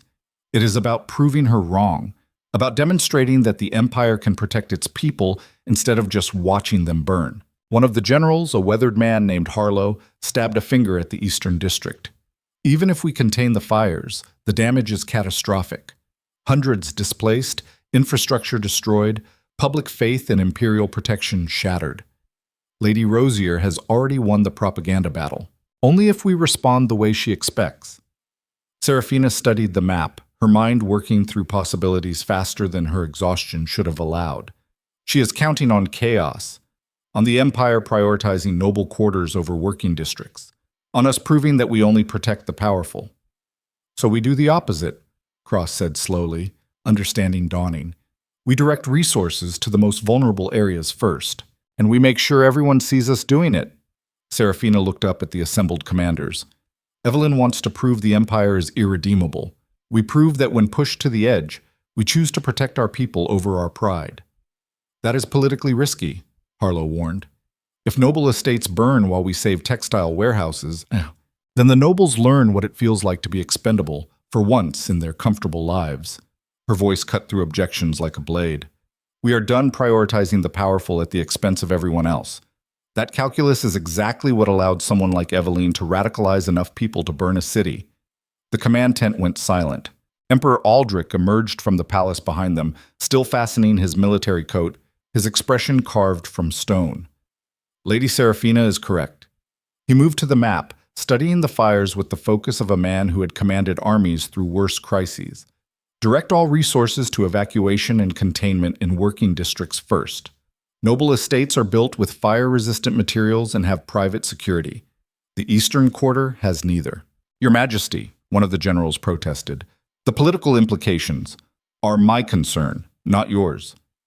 Aldrich's voice dropped to a temperature that ended arguments. Execute the Duchess's strategy and find me Eveline Rosier before she burns my entire capital to prove a point. Book. Serafina spent the next 4 hours in the Eastern District coordinating evacuations while buildings collapsed into infernos around her. The smoke was thick enough to choke on, black and chemical tasting from whatever accelerants Eveline had used.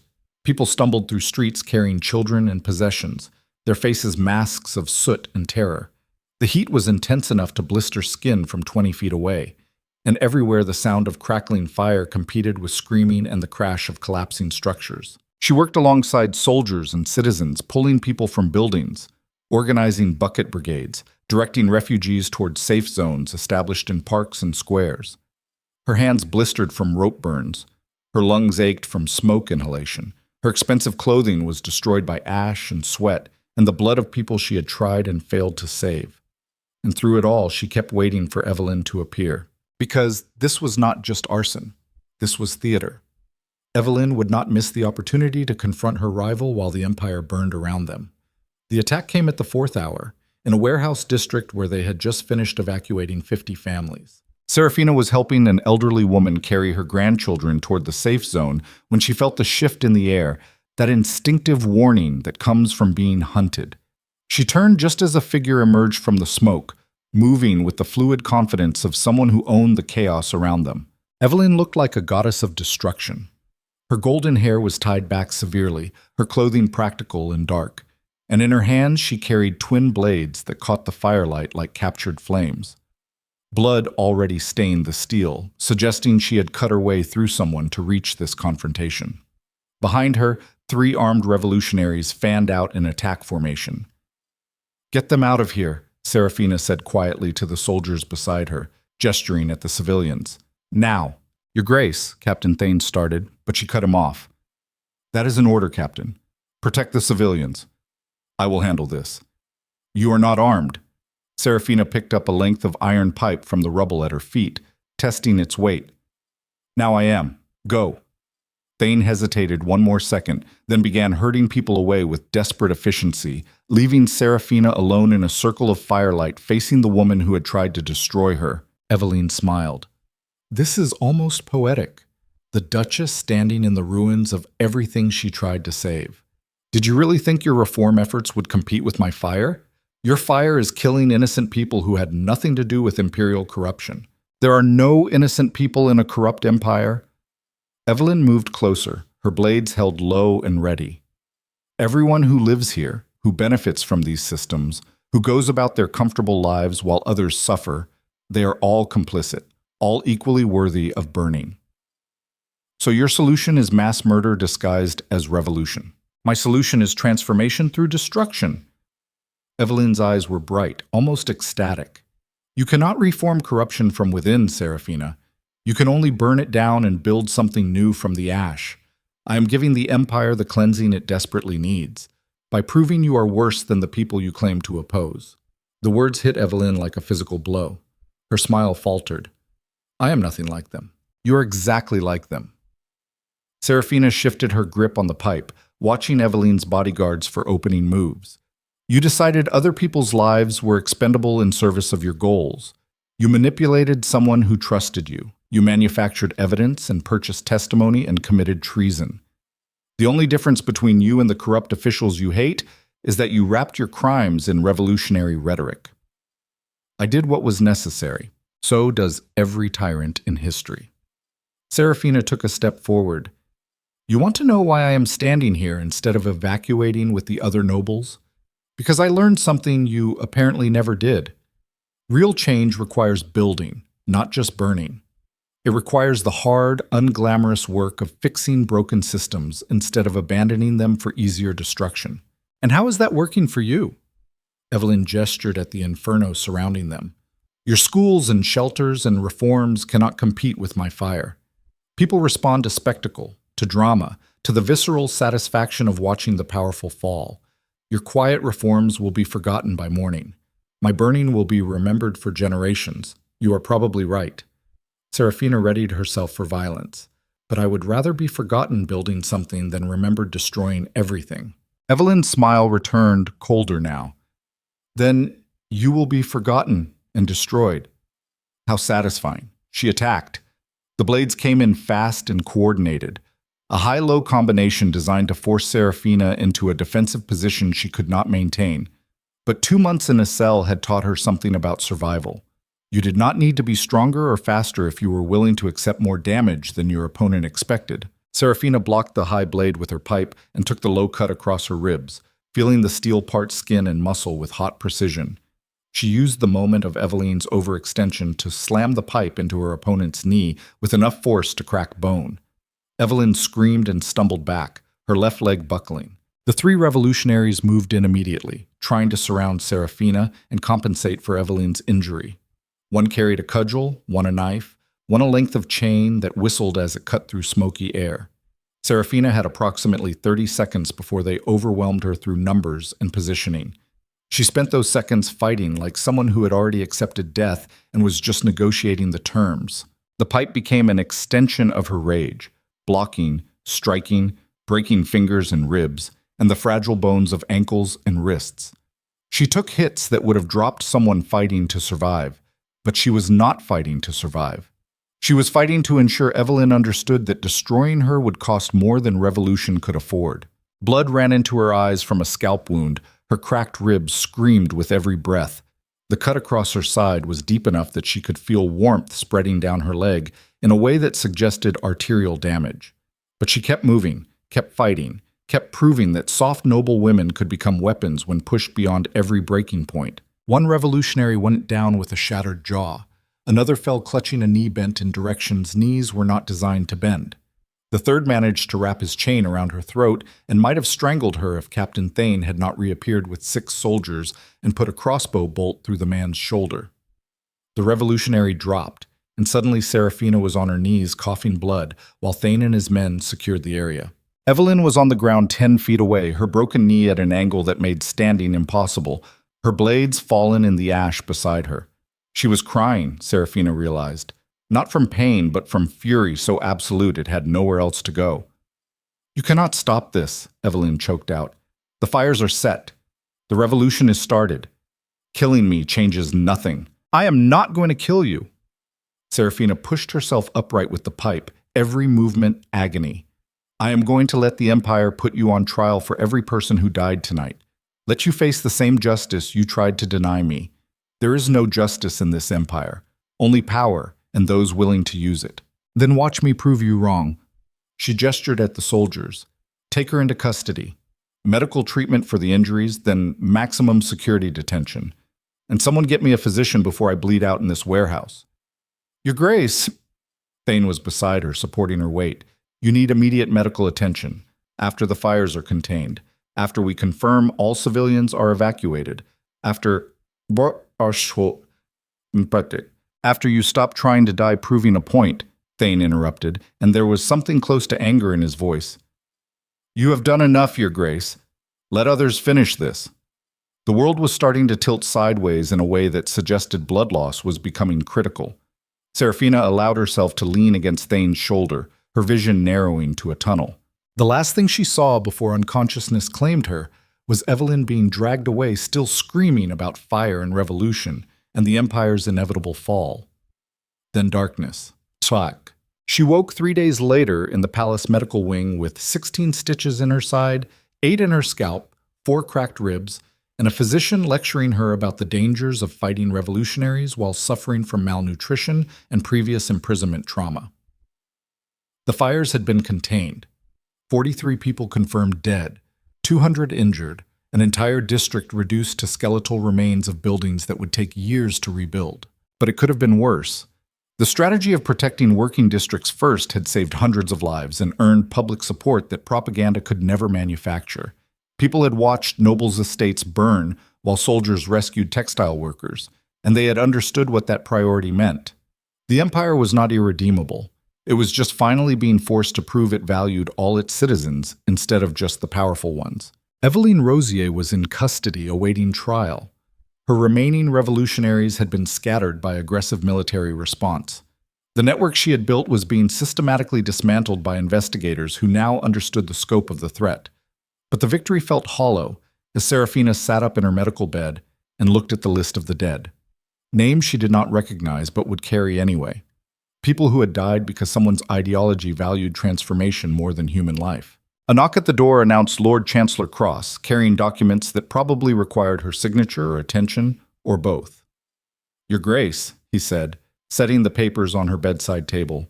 "The Emperor wanted me to inform you that your reform initiatives have been formally approved and funded. You will have full authority to investigate corruption, establish educational programs, and create the accountability systems you proposed." "Good. There is also the matter of Duke Blackthorn. His trial begins next week. The charges include conspiracy to commit judicial murder, abuse of authority, and criminal negligence resulting in wrongful imprisonment. He could face execution." Seraphina was quiet for a long moment. "What is he charged with specifically?" Cross consulted his notes. "Signing authorization documents that allowed falsified evidence to bypass verification procedures. Failing to investigate credible claims of your innocence. Using his position to expedite your trial and execution. The prosecution is arguing that even if he genuinely believed you were guilty, his actions violated due process and contributed directly to attempted judicial murder." "What does he say in his defense?" "That he was deceived by Lady Rosier and acted in what he believed were the Empire's interests." Cross met her eyes. He's also claiming that his judgment was impaired by personal betrayal and that he should not be held criminally responsible for emotional decisions. Convenient. Serafina looked down at her bandaged hands. What is my role in his trial? You would testify as the primary victim. Your testimony would likely determine whether he faces execution or merely loses his titles and authority. And if I refuse to testify, then the prosecution's case becomes significantly weaker. He might escape with minimal punishment. She thought about Lucien kneeling in his quarters with a hood over his head, crying with relief when she stopped his execution. She thought about the roses in their garden and the decade of marriage before everything collapsed. She thought about the man who had signed her death warrant 5 days after her arrest, because it was easier than questioning convenient evidence. I will testify, she said finally, but I will not call for his execution. Cross raised an eyebrow. That is merciful. It is strategic. Executing him makes him a martyr to people who want to believe the empire is vindictive. But forcing him to live with what he did, stripping him of power and position, making him face the consequences without the escape of death, that is actual justice. The emperor will be pleased. He never wanted to execute a duke if it could be avoided. Then everyone gets what they want, except Lucien. She leaned back against the pillows, exhaustion pulling at her. When does Evelyn's trial begin? 2 weeks. Cross hesitated. There is significant public pressure for her execution to be as public and brutal as possible. The families of those who died in the fires are demanding blood. And what do you think? I think public executions are theater that does not prevent future violence. But I also think some crimes are so severe that lesser punishment feels like mockery of the victims. So execute her quietly and deny her the spectacle she wanted. That is my recommendation. Cross gathered his documents. The Emperor values your input on these matters, Your Grace. You have become something of a moral compass for the Empire's response to this crisis. I'm just trying to ensure we do not become the monsters we are fighting. That is precisely why your input matters. He moved toward the door, then paused. Your Grace, what you did in the fires, standing against Lady Rosier while wounded and outmatched, that kind of courage changes how people think about nobility. You have given them a reason to believe reform is possible, or I have given them a martyr if I had died. But you did not die, and that matters more than you know. After he left, Serafina sat in the silence of her medical room and tried to process everything that had happened since the morning guards arrived at her garden 2.5 months ago. She had been arrested, tortured, condemned, nearly executed, exonerated, hunted, and burned. She had watched her husband betray her, watched the empire fail her, watched a revolution try to consume everything in fire. And she had survived all of it by refusing to become either the victim or the villain everyone expected. But survival was just the beginning. Now came the harder part. Actually building the reform she had promised, actually proving that change was possible, actually demonstrating that the empire could evolve instead of collapsing into revolutionary chaos. It would take years, maybe decades, and there would be setbacks and failures and people who fought against progress every step of the way. But she had learned something essential during her time in that cell, watching them build her execution platform. The only thing more powerful than despair was the stubborn refusal to surrender to it. Evelyn had been wrong about one critical thing. Real transformation did not require burning everything to ash. It required the patient, unglamorous work of building something better piece by piece, person by person, choice by choice. And Serafina had nothing but time and determination and the kind of rage that could fuel construction just as easily as destruction. The next morning, she received a visitor she had not expected. Lucien stood in the doorway to her medical room looking like a man who had aged a decade in 3 months. His face was gaunt, his eyes hollow. His once perfect military bearing collapsed into something that resembled defeat. Captain Thane hovered behind him, ready to intervene if needed, but Serafina waved him back. 5 minutes, she told Lucien. Say whatever you came to say. He entered slowly, keeping distance between them, and for a long time just stood there looking at her bandaged body with an expression that might have been guilt or might have been self-pity. I do not expect forgiveness, he said finally. I do not deserve it. You are correct. So why are you here? Because I needed you to know that I understand what I did. Not just that I was deceived or made mistakes, but that I chose to believe convenient lies because they justified what I wanted to do anyway. He swallowed hard. I wanted you gone. Not dead, but gone. out of my life so I could pursue something new without the complication of a marriage that had become more duty than passion. And when Evelyn gave me evidence that made you the villain, I seized it. I let it be true because it was easier than facing my own selfishness. Is this supposed to make me feel better? No. It is supposed to be the truth you deserved months ago. His voice cracked. I signed your death warrant, Serafina. I looked at forged documents and never questioned them because questioning would have meant admitting I was wrong. I prioritized my infatuation over your life. And nothing I say or do will ever undo that. You are right. It will not. I know. He met her eyes for the first time. So I'm not asking for forgiveness. I am asking what I can do to help fix what I broke, how I can contribute to your reform efforts in whatever capacity you allow, how I can spend whatever time I have left, making sure no one else suffers what you suffered. Serafina studied him. This man she had loved, this man who had betrayed her so completely, this man who now stood before her offering service instead of excuses. You can start, she said slowly, by testifying at your own trial about exactly how Lady Rosier manipulated you, about the weaknesses in imperial systems that allowed her to operate, about the specific ways you failed to verify evidence. Make your mistakes educational instead of just tragic. You want me to destroy myself publicly. I want you to be useful. Your destruction is already complete. The question is whether you waste it or weaponize it to prevent future failures. Lucien nodded slowly. I will testify. I will tell them everything. Good. She turned away from him, looking out the window at the city still smoldering from Evelyn's fires. Now leave. You have said what you needed to say, and I have heard it. That is all the closure either of us gets. Serafina. I said leave, Lucien. He left. And Serafina sat alone in her medical room, watching smoke rise from the Eastern District and thinking about all the ways broken things could either be rebuilt or weaponized into something useful. But 2 weeks later, the Empire gathered in the execution square for Evelyn Rosier's trial. But this time, the trial was actually a trial. Evidence presented, witnesses questioned, defense allowed, justice pursued instead of theater. Serafina testified for 6 hours about the conspiracy to frame her, about the forged evidence and purchased witnesses, about the months of imprisonment and the execution that came within hours of killing an innocent woman. The courtroom was silent as she described watching them build her execution platform from her cell window. Evelyn sat at the defendant's table looking defiant and beautiful and completely unrepentant. When given the opportunity to address the court, she stood and delivered a speech about imperial corruption and revolutionary necessity and the moral imperative of violence against unjust systems. It was compelling, well argued, almost convincing if you ignored the 43 corpses her ideology had produced. The jury deliberated for 90 minutes.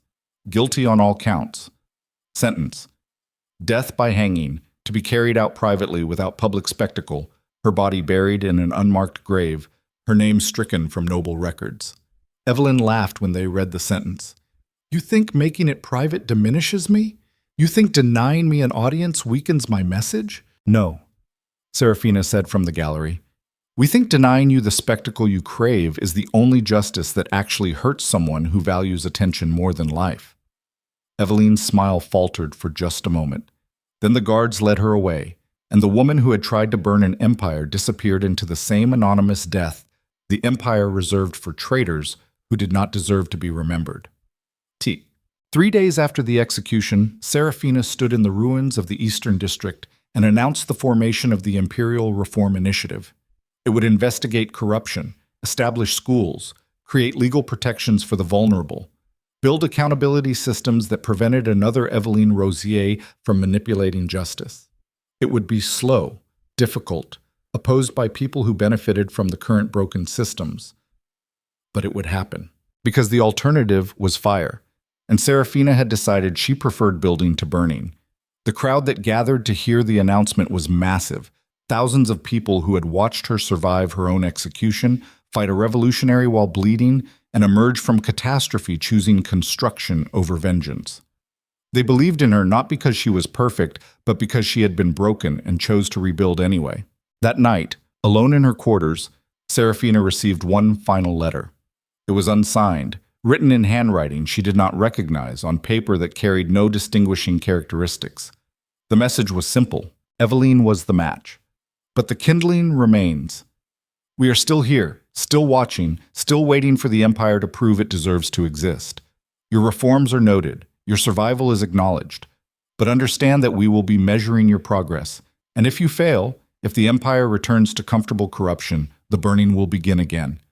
You have been given a chance. Do not waste it. Serafina read it twice, then walked to the fireplace and burned it just like she had burned Evelyn's threats. The revolution was not over. It was never over. There would always be people willing to choose destruction over the hard work of reform. But there would also be people like her, survivors who refused to let catastrophe define them, who turned suffering into purpose, who built instead of burned. And in the battle between those two forces, Serafina had chosen her side. She walked to the window and looked out over the capital, watching lights flicker in windows across the city. Thousands of lives continuing despite fire and revolution and imperial failure. Somewhere in that sprawl of humanity, Evelyn's remaining supporters were planning their next move, and Serafina would be ready. Because she had learned the most important lesson survival could teach. You did not defeat ideologies with violence. You defeated them by proving they were wrong, by building the world they claimed was impossible, by refusing to burn. 6 months after the fires, Serafina stood in what used to be the Eastern Textile District and watched construction crews raise the frame of the first reform school on ground where people had burned. The building was simple, brick and timber, designed for function rather than grandeur. 3 stories that would house classrooms, a library, workshops for practical trades, and dormitories for students whose families could not afford boarding elsewhere. It was not beautiful in the way palaces were beautiful, but it was honest in a way palaces never managed to be. The architect, a woman named Marin, who had lost her workshop in the fires, stood beside Serafina reviewing blueprints with hands still scarred from pulling survivors out of burning buildings. "The foundation is solid," Marin said, her voice carrying the pragmatic tone of someone who built things that needed to last. "But we are 3 weeks behind schedule and 8,000 crowns over budget. The materials cost more than projected, and labor shortages from the fires mean we are paying premium wages for skilled workers. Then we pay the premium wages." Serafina studied the half-built structure, imagining it complete and filled with students learning things that would actually serve them instead of just reinforcing imperial mythology. "How many workers do we need to get back on schedule?" "Another 20, minimum." Marin hesitated. "Your Grace, the Reform Initiative's funding is substantial, but it is not infinite. If every project runs over budget at this rate, then we prioritize and adjust." She turned to face Marin directly. "I did not survive my own execution just to build monuments to my survival. These schools either serve the people who need them, or they are worthless. If that means fewer buildings but better quality, so be it." The practicality of that statement seemed to reassure Marin more than any idealistic speech could have. She nodded and made notes on her blueprints while Serafina walked the construction site, navigating around lumber piles and workers hauling materials with the efficient chaos of people building something real. One of the workers, a man maybe 50 years old with hands like oak roots, paused in his labor to watch her pass. He did not bow or show deference the way nobility typically demanded. He just looked at her the way you might look at someone whose reputation had preceded them, but whose reality was still being evaluated. "You are the Duchess they tried to hang," he said. "Statement, not question." "I am. My daughter goes to one of your shelter programs, the one in the Western Quarter for families displaced by the corruption tribunals." He set down the beam he had been carrying. "She tells me you actually listen when people talk, that you remember names and follow up on promises." "I try. That is more than most nobles manage." He studied her face with the directness of someone who had stopped caring about social hierarchies. "My question is whether you will still be listening in 5 years when the novelty wears off and the next scandal captures imperial attention." It was a fair question, the kind of question that deserved an honest answer instead of political reassurance. "I do not know," Serafina said. "I hope so. But I am one person with limited resources trying to fix systemic failures that took centuries to establish.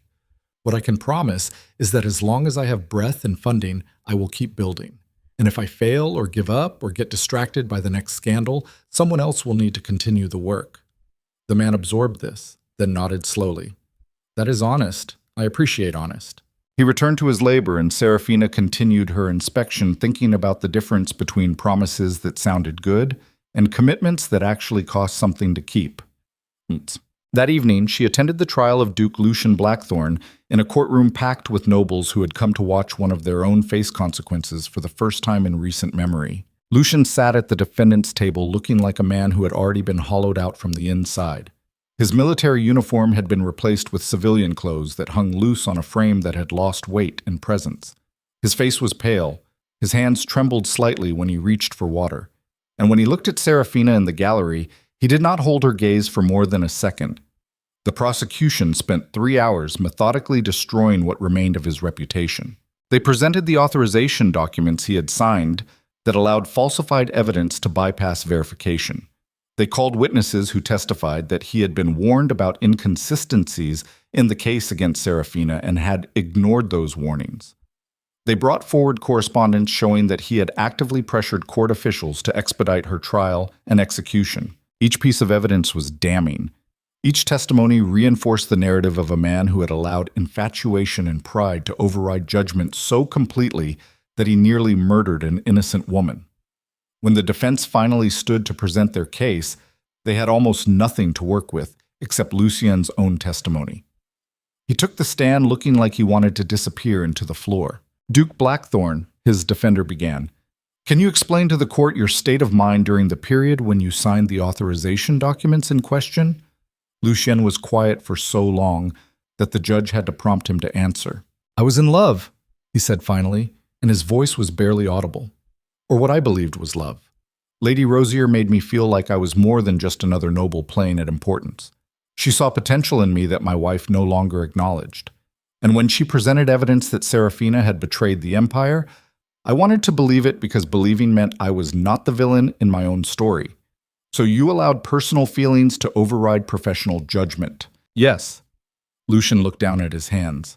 I convinced myself that executing my wife was an act of patriotic duty rather than personal convenience, that serving justice was more important than questioning evidence that aligned too perfectly with what I wanted to be true. Did you at any point suspect that the evidence might be fabricated? The courtroom went silent, waiting for the answer. "Yes," Lucien whispered. About 3 weeks into her imprisonment, I received a letter from one of my military contacts questioning the timeline on some of the alleged intelligence leaks. He pointed out inconsistencies that should have been obvious, and I burned the letter without responding because addressing those inconsistencies would have meant admitting I had made a catastrophic mistake. "So you knowingly allowed a wrongful prosecution to proceed." I convinced myself it was not wrongful, that the inconsistencies were minor, that my contact was mistaken or covering for Serafina. He looked up at the judge. "But yes, if I am being honest, I knew something was wrong and I chose to ignore it because stopping the process would have required me to face what I had become." The defense tried to build sympathy after that admission, tried to argue that Lucien had been victimized by Eveline's manipulation and should not bear full criminal responsibility for her conspiracy. But the jury's faces showed what they thought of that argument. When it came time for victim statements, Serafina stood before the court and spoke for 20 minutes about her experience, about the cell and the rats and the execution platform being built while she waited to die, about watching the empire she had served turn her into a monster based on lies her own husband had helped legitimize. She did not cry. She did not raise her voice. She just presented the facts with the same clinical precision the prosecution had used, and somehow that made it worse. When she finished, Lucien was openly weeping at the defendant's table. The jury deliberated for 40 minutes. Guilty on conspiracy to commit judicial murder. Guilty on abuse of authority. Guilty on criminal negligence resulting in wrongful imprisonment. Recommended sentence: life imprisonment with possibility of parole after 20 years, immediate forfeiture of all titles and lands, permanent ban from military or government service. The judge accepted the recommendation and added one additional stipulation.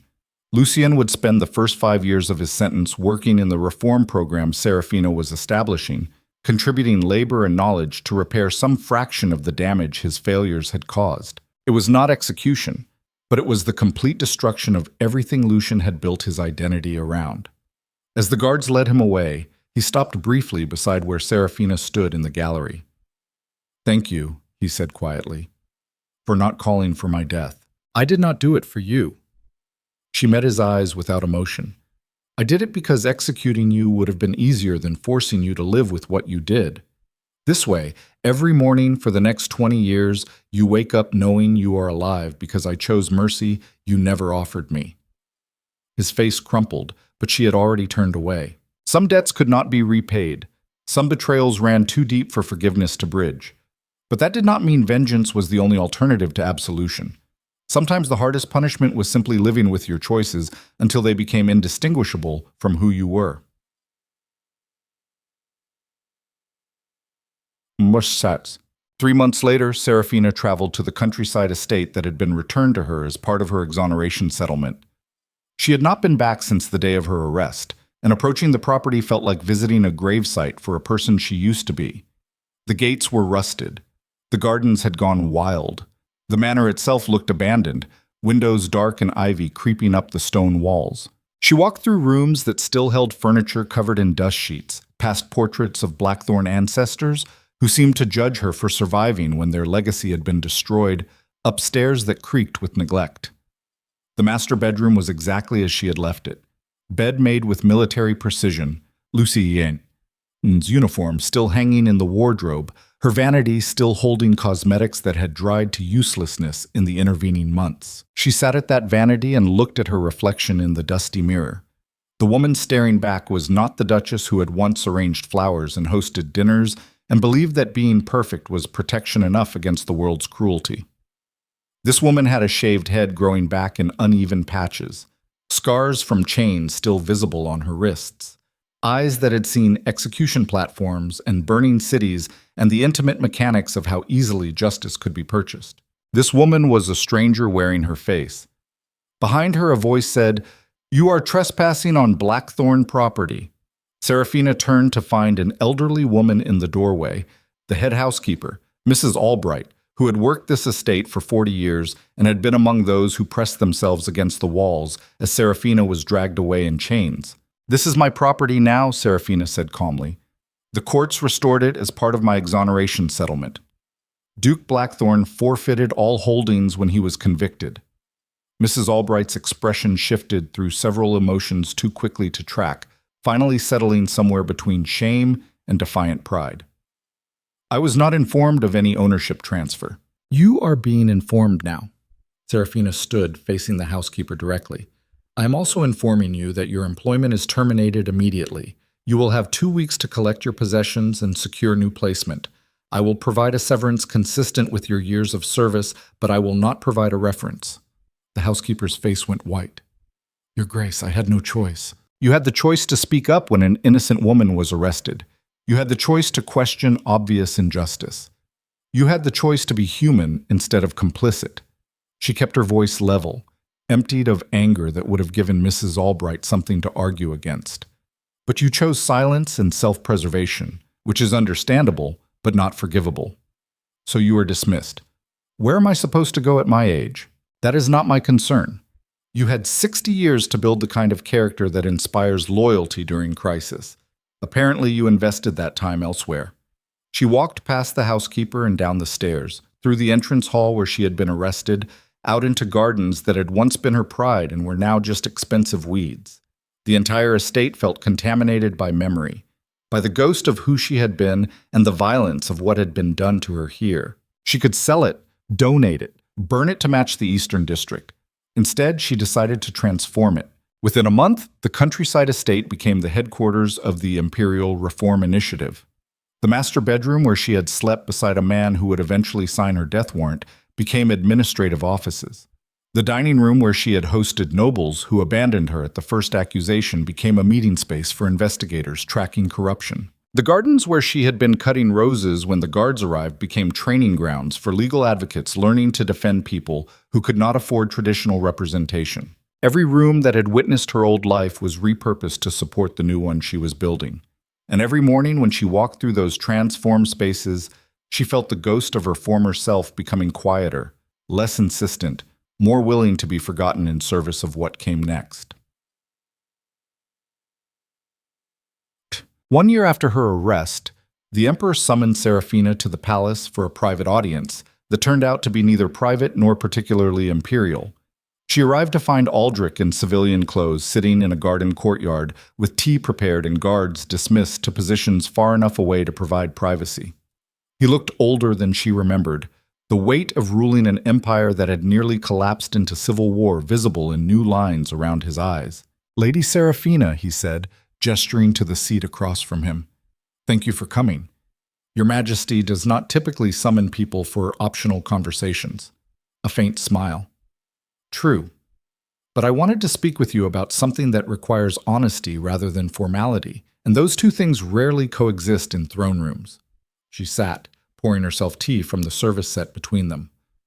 "What does the Emperor want to discuss honestly? Whether you plan to challenge imperial authority?" The question hung in the air like a blade balanced on its point.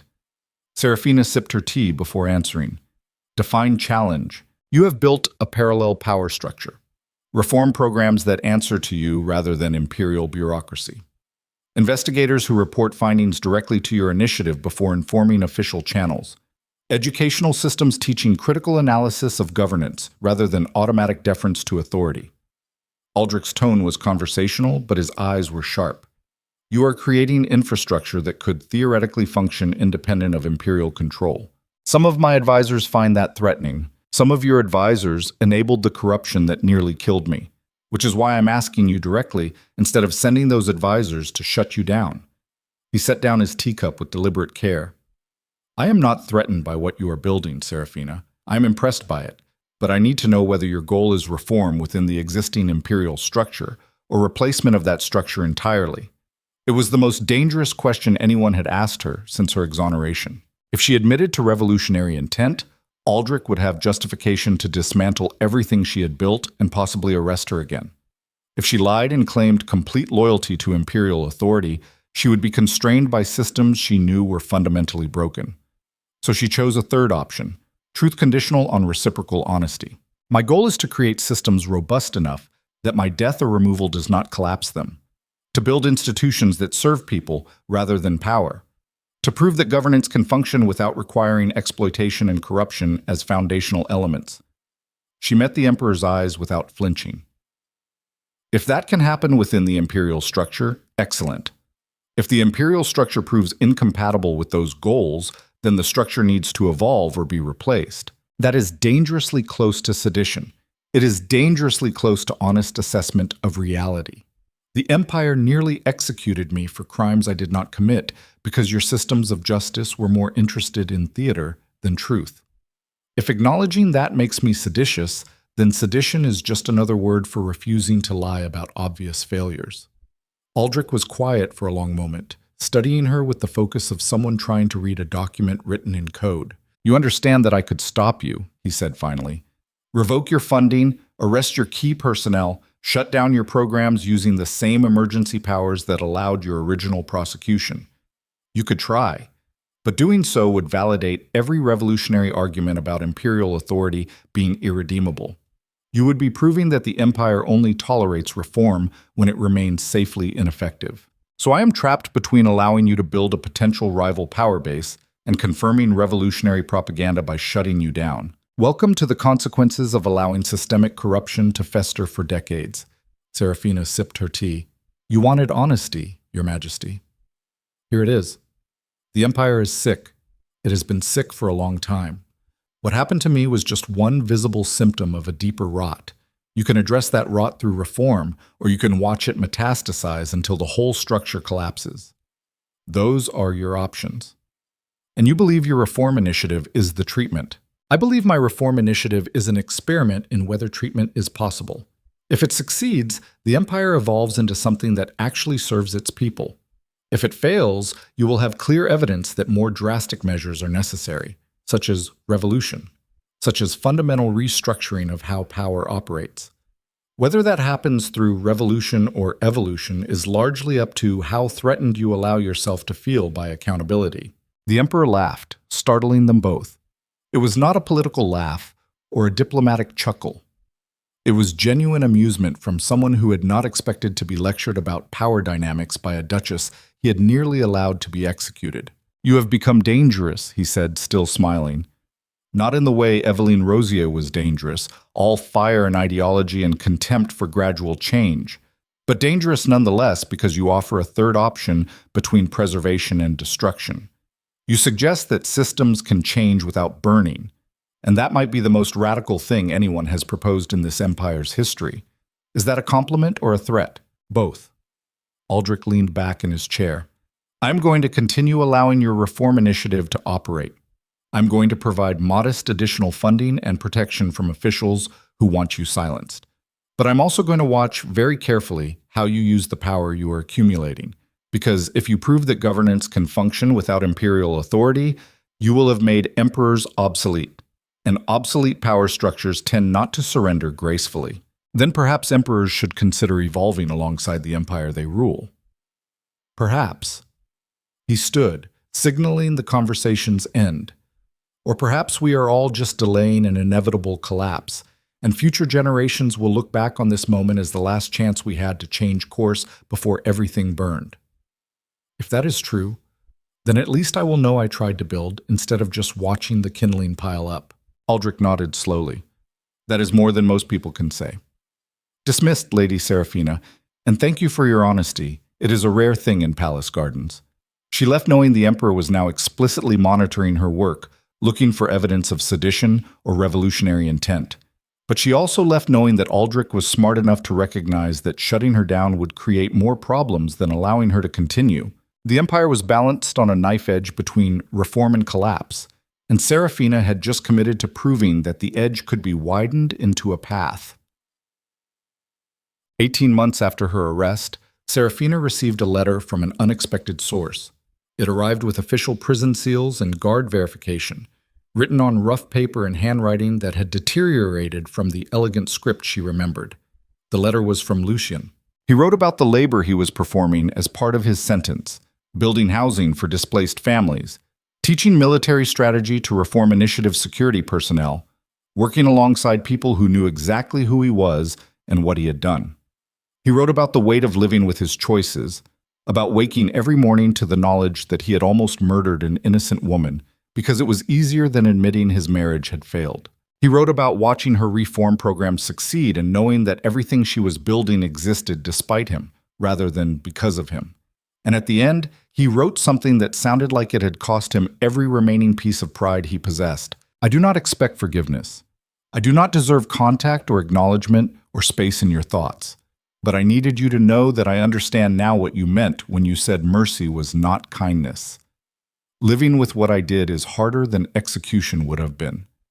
Every person I help through these programs is a reminder of the person I failed to be when it mattered. Every building I construct is evidence that I am only useful now because you chose to make me useful instead of simply destroying me. You turned my survival into punishment and my punishment into purpose. That is a kind of cruelty more sophisticated than anything I could have designed. It is also the only justice that actually changes anything. I do not know if you will ever read this. I do not know if the guards will even deliver it.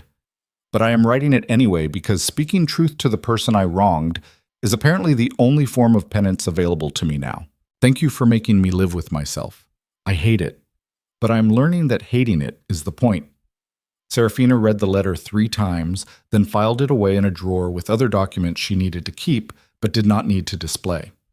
She did not write back. Lucien's redemption, or lack thereof, was not her responsibility.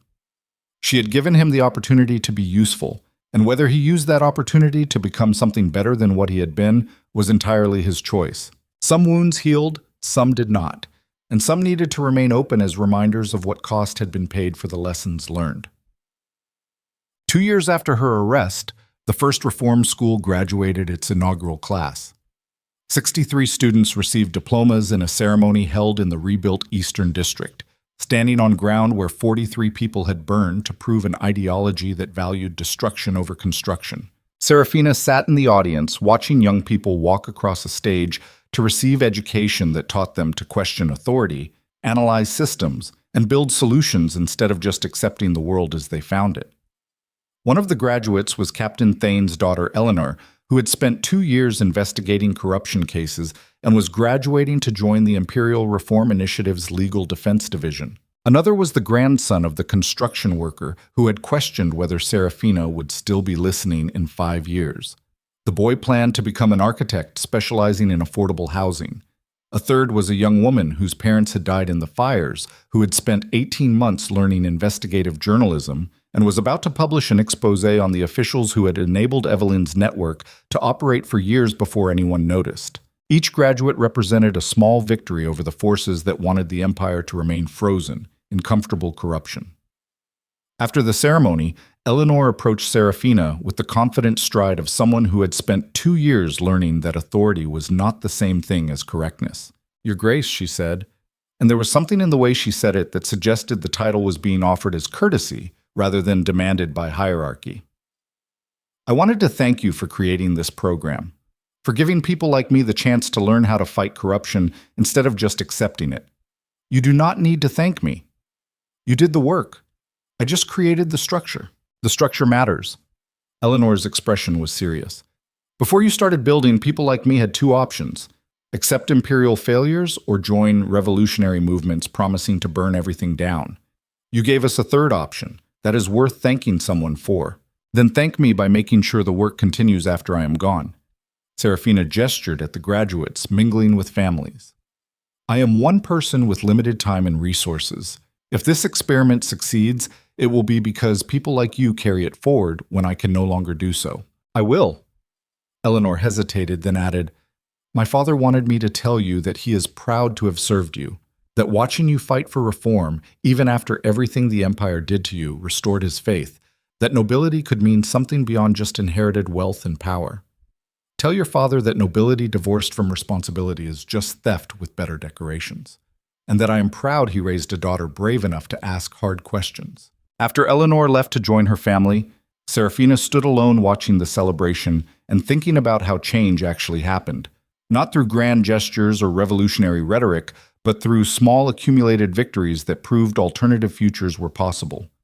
1 school, 63 graduates, a few hundred more students in the pipeline. It was not enough to transform an empire, but it was enough to prove that transformation was possible. And sometimes proving possibility was the hardest part of building the future. 5 years after her arrest, Serafina returned to the execution square for a memorial dedication. The platform had been dismantled years ago, but the space where it stood had been left empty, a deliberate void in the city's geography. Now, after years of planning and construction, a monument stood in its place. It was not what people expected. Instead of a statue or fountain or traditional memorial architecture, the monument was a library.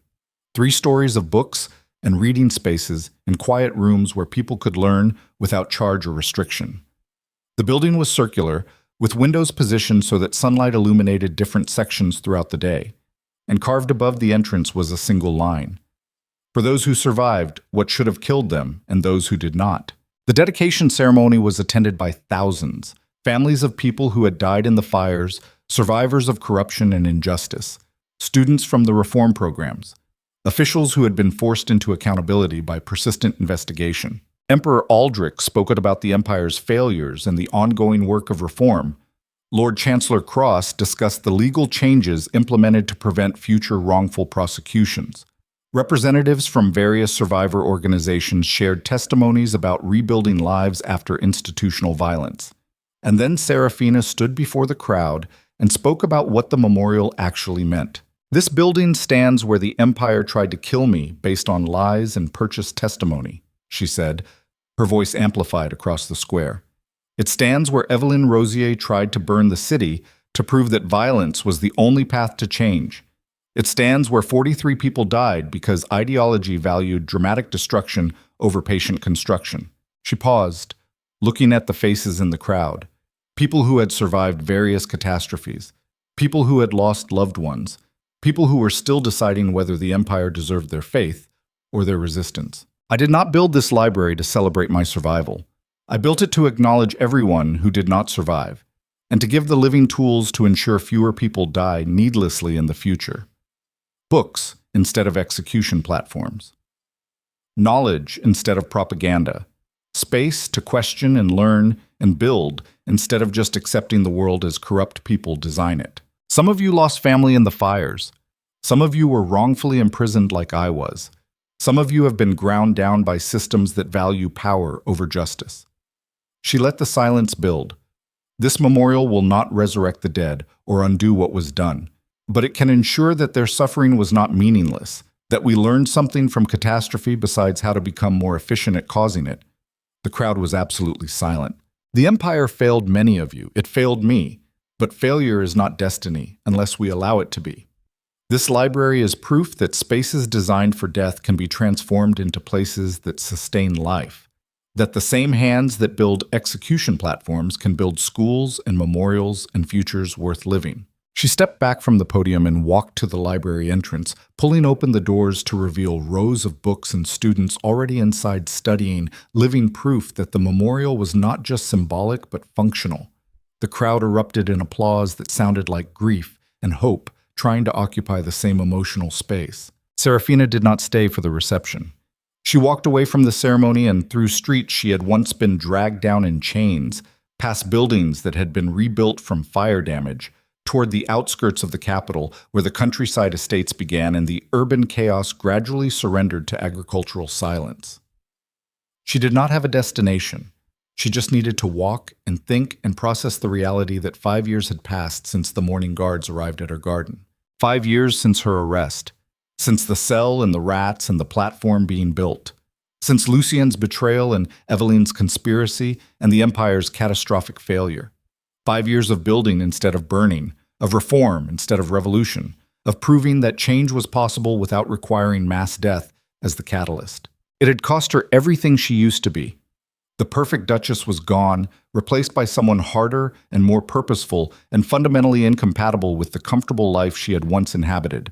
But that life had been a lie anyway, a performance of perfection that hid the rot beneath palace floors and noble pretensions. This new life, exhausting and dangerous and constantly threatened by people who preferred comfortable corruption over uncomfortable accountability. This life was at least honest. And honesty, Serafina had learned, was the only foundation strong enough to build futures that did not collapse the moment someone questioned their legitimacy.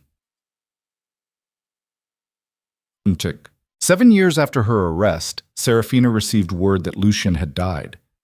He had been working on a housing construction site when a scaffold collapsed, killing him and 2 other workers instantly. The prison officials who delivered the news seemed uncertain whether condolences were appropriate, given the circumstances of their relationship. Serafina thanked them for the notification and returned to the report she had been reviewing about corruption in the southern provinces. 3 days later, she attended Lucien's funeral because someone needed to, and his family had disowned him after his conviction.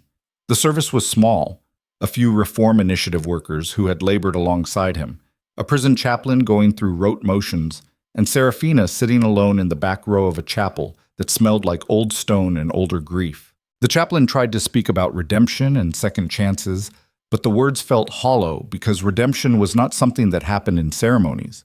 It was something you earned through years of unglamorous work that nobody celebrated. Lucien had done that work. Quietly, without expecting acknowledgement, contributing labor to programs designed to repair damage he had helped create. Whether that constituted redemption was not Serafina's judgment to make. After the service, they buried him in a cemetery reserved for prisoners who died during sentence. Small headstones, minimal ceremony, graves that would probably be forgotten within a generation. Serafina stood at the graveside after everyone else had left, looking down at earth covering the man she had once loved and who had once signed papers authorizing her execution. She did not cry. She did not feel triumphant or vindicated or anything except tired recognition that some chapters ended without resolution. And that was acceptable. "You were useful at the end," she said quietly to the grave. "That is more than many people manage. I hope it was enough." Then she walked away, leaving Lucien to whatever peace or torment awaited people who spent their final years trying to balance scales that could never truly be balanced. 10 years after her arrest, Emperor Aldrich died of natural causes and his daughter ascended to the throne. Empress Katerina was 42 years old, educated in the reform school Serafina had established, and deeply committed to continuing the accountability programs that had become standard imperial policy. Her first act as Empress was to formally integrate the Imperial Reform Initiative into official governance structure, giving it legal authority and permanent funding independent of any single person's survival. Her second act was to offer Serafina a position as High Chancellor of Imperial Reform, with authority to investigate and prosecute corruption at any level of government. Serafina declined. "Your Majesty," she said during their private meeting in the same palace garden where her father had questioned her revolutionary potential a decade earlier. "I am not interested in official titles or positions that tie me to imperial bureaucracy. The Reform Initiative works because it operates with independence and can criticize the empire without being constrained by loyalty structures. You could change more from inside the government, or I could become complicit in the compromises that prevent real change." She met the young Empress's eyes. "I have spent 10 years building infrastructure that survives without me. Let it stand on its own. Give the positions to people younger and angrier and less invested in protecting what we have already built." Katerina smiled. "You are only 45. That hardly makes you ancient." "I am 45 and I have been fighting for a decade. I am tired, Your Majesty. I want to step back and let the institutions I built prove they can function without my constant attention. And if they fail, then someone else will build better ones. That is how progress actually works, through iteration and failure, and people willing to try again when previous efforts collapse." The Empress was quiet for a moment. "My father told me you were the most dangerous person in the empire because you proved that change was possible without revolution. I think he underestimated you. You are dangerous because you are willing to make yourself obsolete. Obsolete is just another word for successful succession planning." Serafina stood, preparing to leave. "Thank you for the offer, Your Majesty. But my answer is no. Give the position to someone hungry for the fight instead of someone who has been fighting so long they have forgotten what peace feels like." Buckad. 15 years after her arrest, Serafina finally returned to the garden where it all began. The Blackthorn estate had long since been fully converted to Reform Initiative headquarters, but the gardens remained relatively untouched, wild and overgrown but still recognizably the space where she had been cutting roses when the guards arrived. She walked among plants that had grown unmanaged for a decade and a half, finding beauty in their chaotic abundance. The roses had spread beyond their original beds, climbing walls and strangling weaker plants in their expansion. The paths were barely visible under layers of fallen leaves and ambitious weeds. It was a garden that had survived by adapting rather than maintaining its original design, and there was something appropriate about that. She found the spot where she had been standing when Captain Thane read the arrest warrant. The rosebush was still there, gnarled and massive, producing flowers that were probably not as perfect as the cultivated blooms she used to nurture, but were somehow more honest in their imperfect persistence. Serafina knelt in the dirt and began clearing weeds from around the base of the rosebush, working with her hands in soil that smelled like growth and decomposition occurring simultaneously. She did not hear the footsteps approaching until a voice said, "I thought I might find you here." She turned to find Eleanor, no longer Captain Thane's daughter, but Director Eleanor Thane of the Imperial Reform Initiative's Legal Defense Division, a woman who had spent 15 years turning the programs Serafina started into permanent institutional fixtures. "Director Thane," Serafina said, standing and brushing dirt from her hands. "I thought you were in the southern provinces addressing the corruption tribunal cases." "I was. We finished ahead of schedule, so I returned to deliver the final report." Eleanor held up a leather folder, thick with documentation. 63 officials prosecuted, 41 convicted, comprehensive reforms implemented in regional governance. The southern provinces now have some of the most robust accountability systems in the empire. "Good. That was always the hardest region." "It was, but we used the frameworks you developed and they held up even against entrenched resistance." Eleanor's expression was serious. "Which is why I need to talk to you about succession planning. I already told Empress Katerina I was not interested in official positions. Not for you. For the initiative. You have been gradually reducing your involvement for 5 years, which is good and necessary, but we need to formalize the transition. Make it clear that the reform programs are institutional rather than dependent on your personal authority.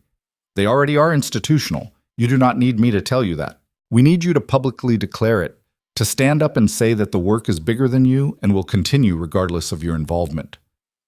Eleanor sat down on a garden bench that had somehow survived 15 years of neglect. People still see the Reform Initiative as your legacy. That is valuable for credibility, but dangerous for sustainability. So you want me to make myself irrelevant. I want you to make yourself free. Eleanor smiled. You have spent 15 years building and fighting and proving that change is possible. Let someone else carry it forward so you can finally rest. Serafina looked around the wild garden, thinking about roses that grew without constant tending and paths that disappeared under new growth. Everything she had built was designed to survive her absence. The schools, the legal programs, the accountability systems, the memorial library. All of it functioned without her daily involvement. Maybe it was time to let it function without her entirely. When? She asked. 6 months.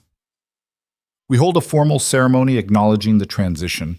You give a speech about institutional permanence versus personal legacy, and then you retire to wherever you have been dreaming about retiring to for the last decade.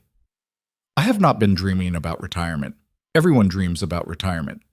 They just do not always admit it.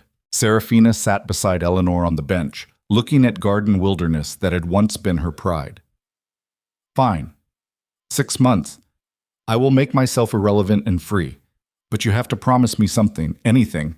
If the empire starts sliding back toward the corruption that almost killed me, if officials start thinking they are above accountability again, if the systems we built start failing, you burn it all down and start over. Do not try to preserve institutions that have outlived their usefulness.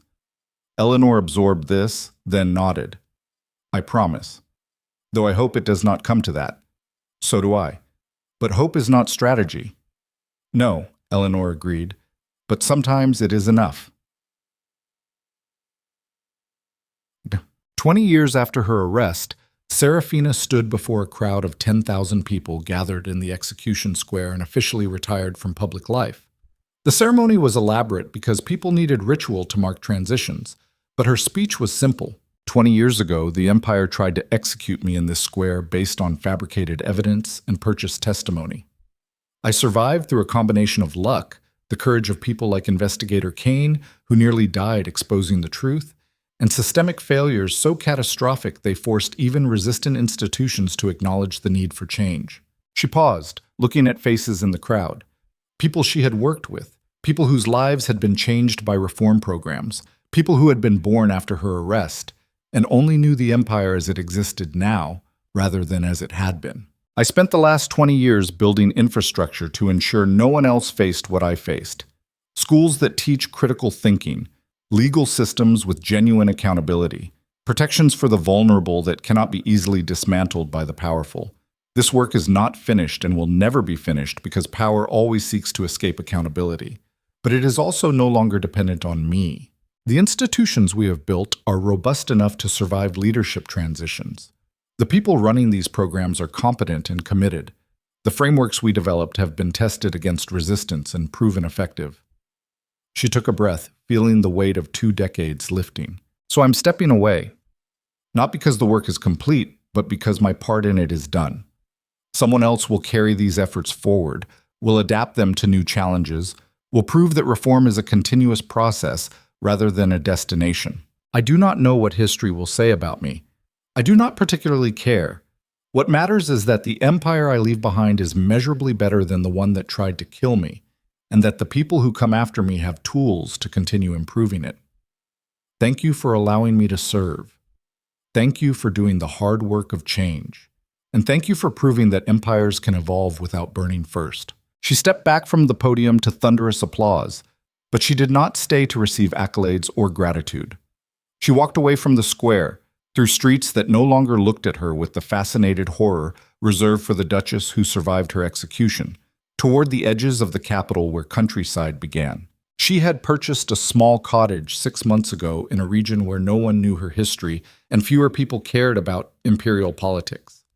It had a garden that needed tending, and a library that needed filling, and neighbors who would judge her on how she treated them rather than what she had survived.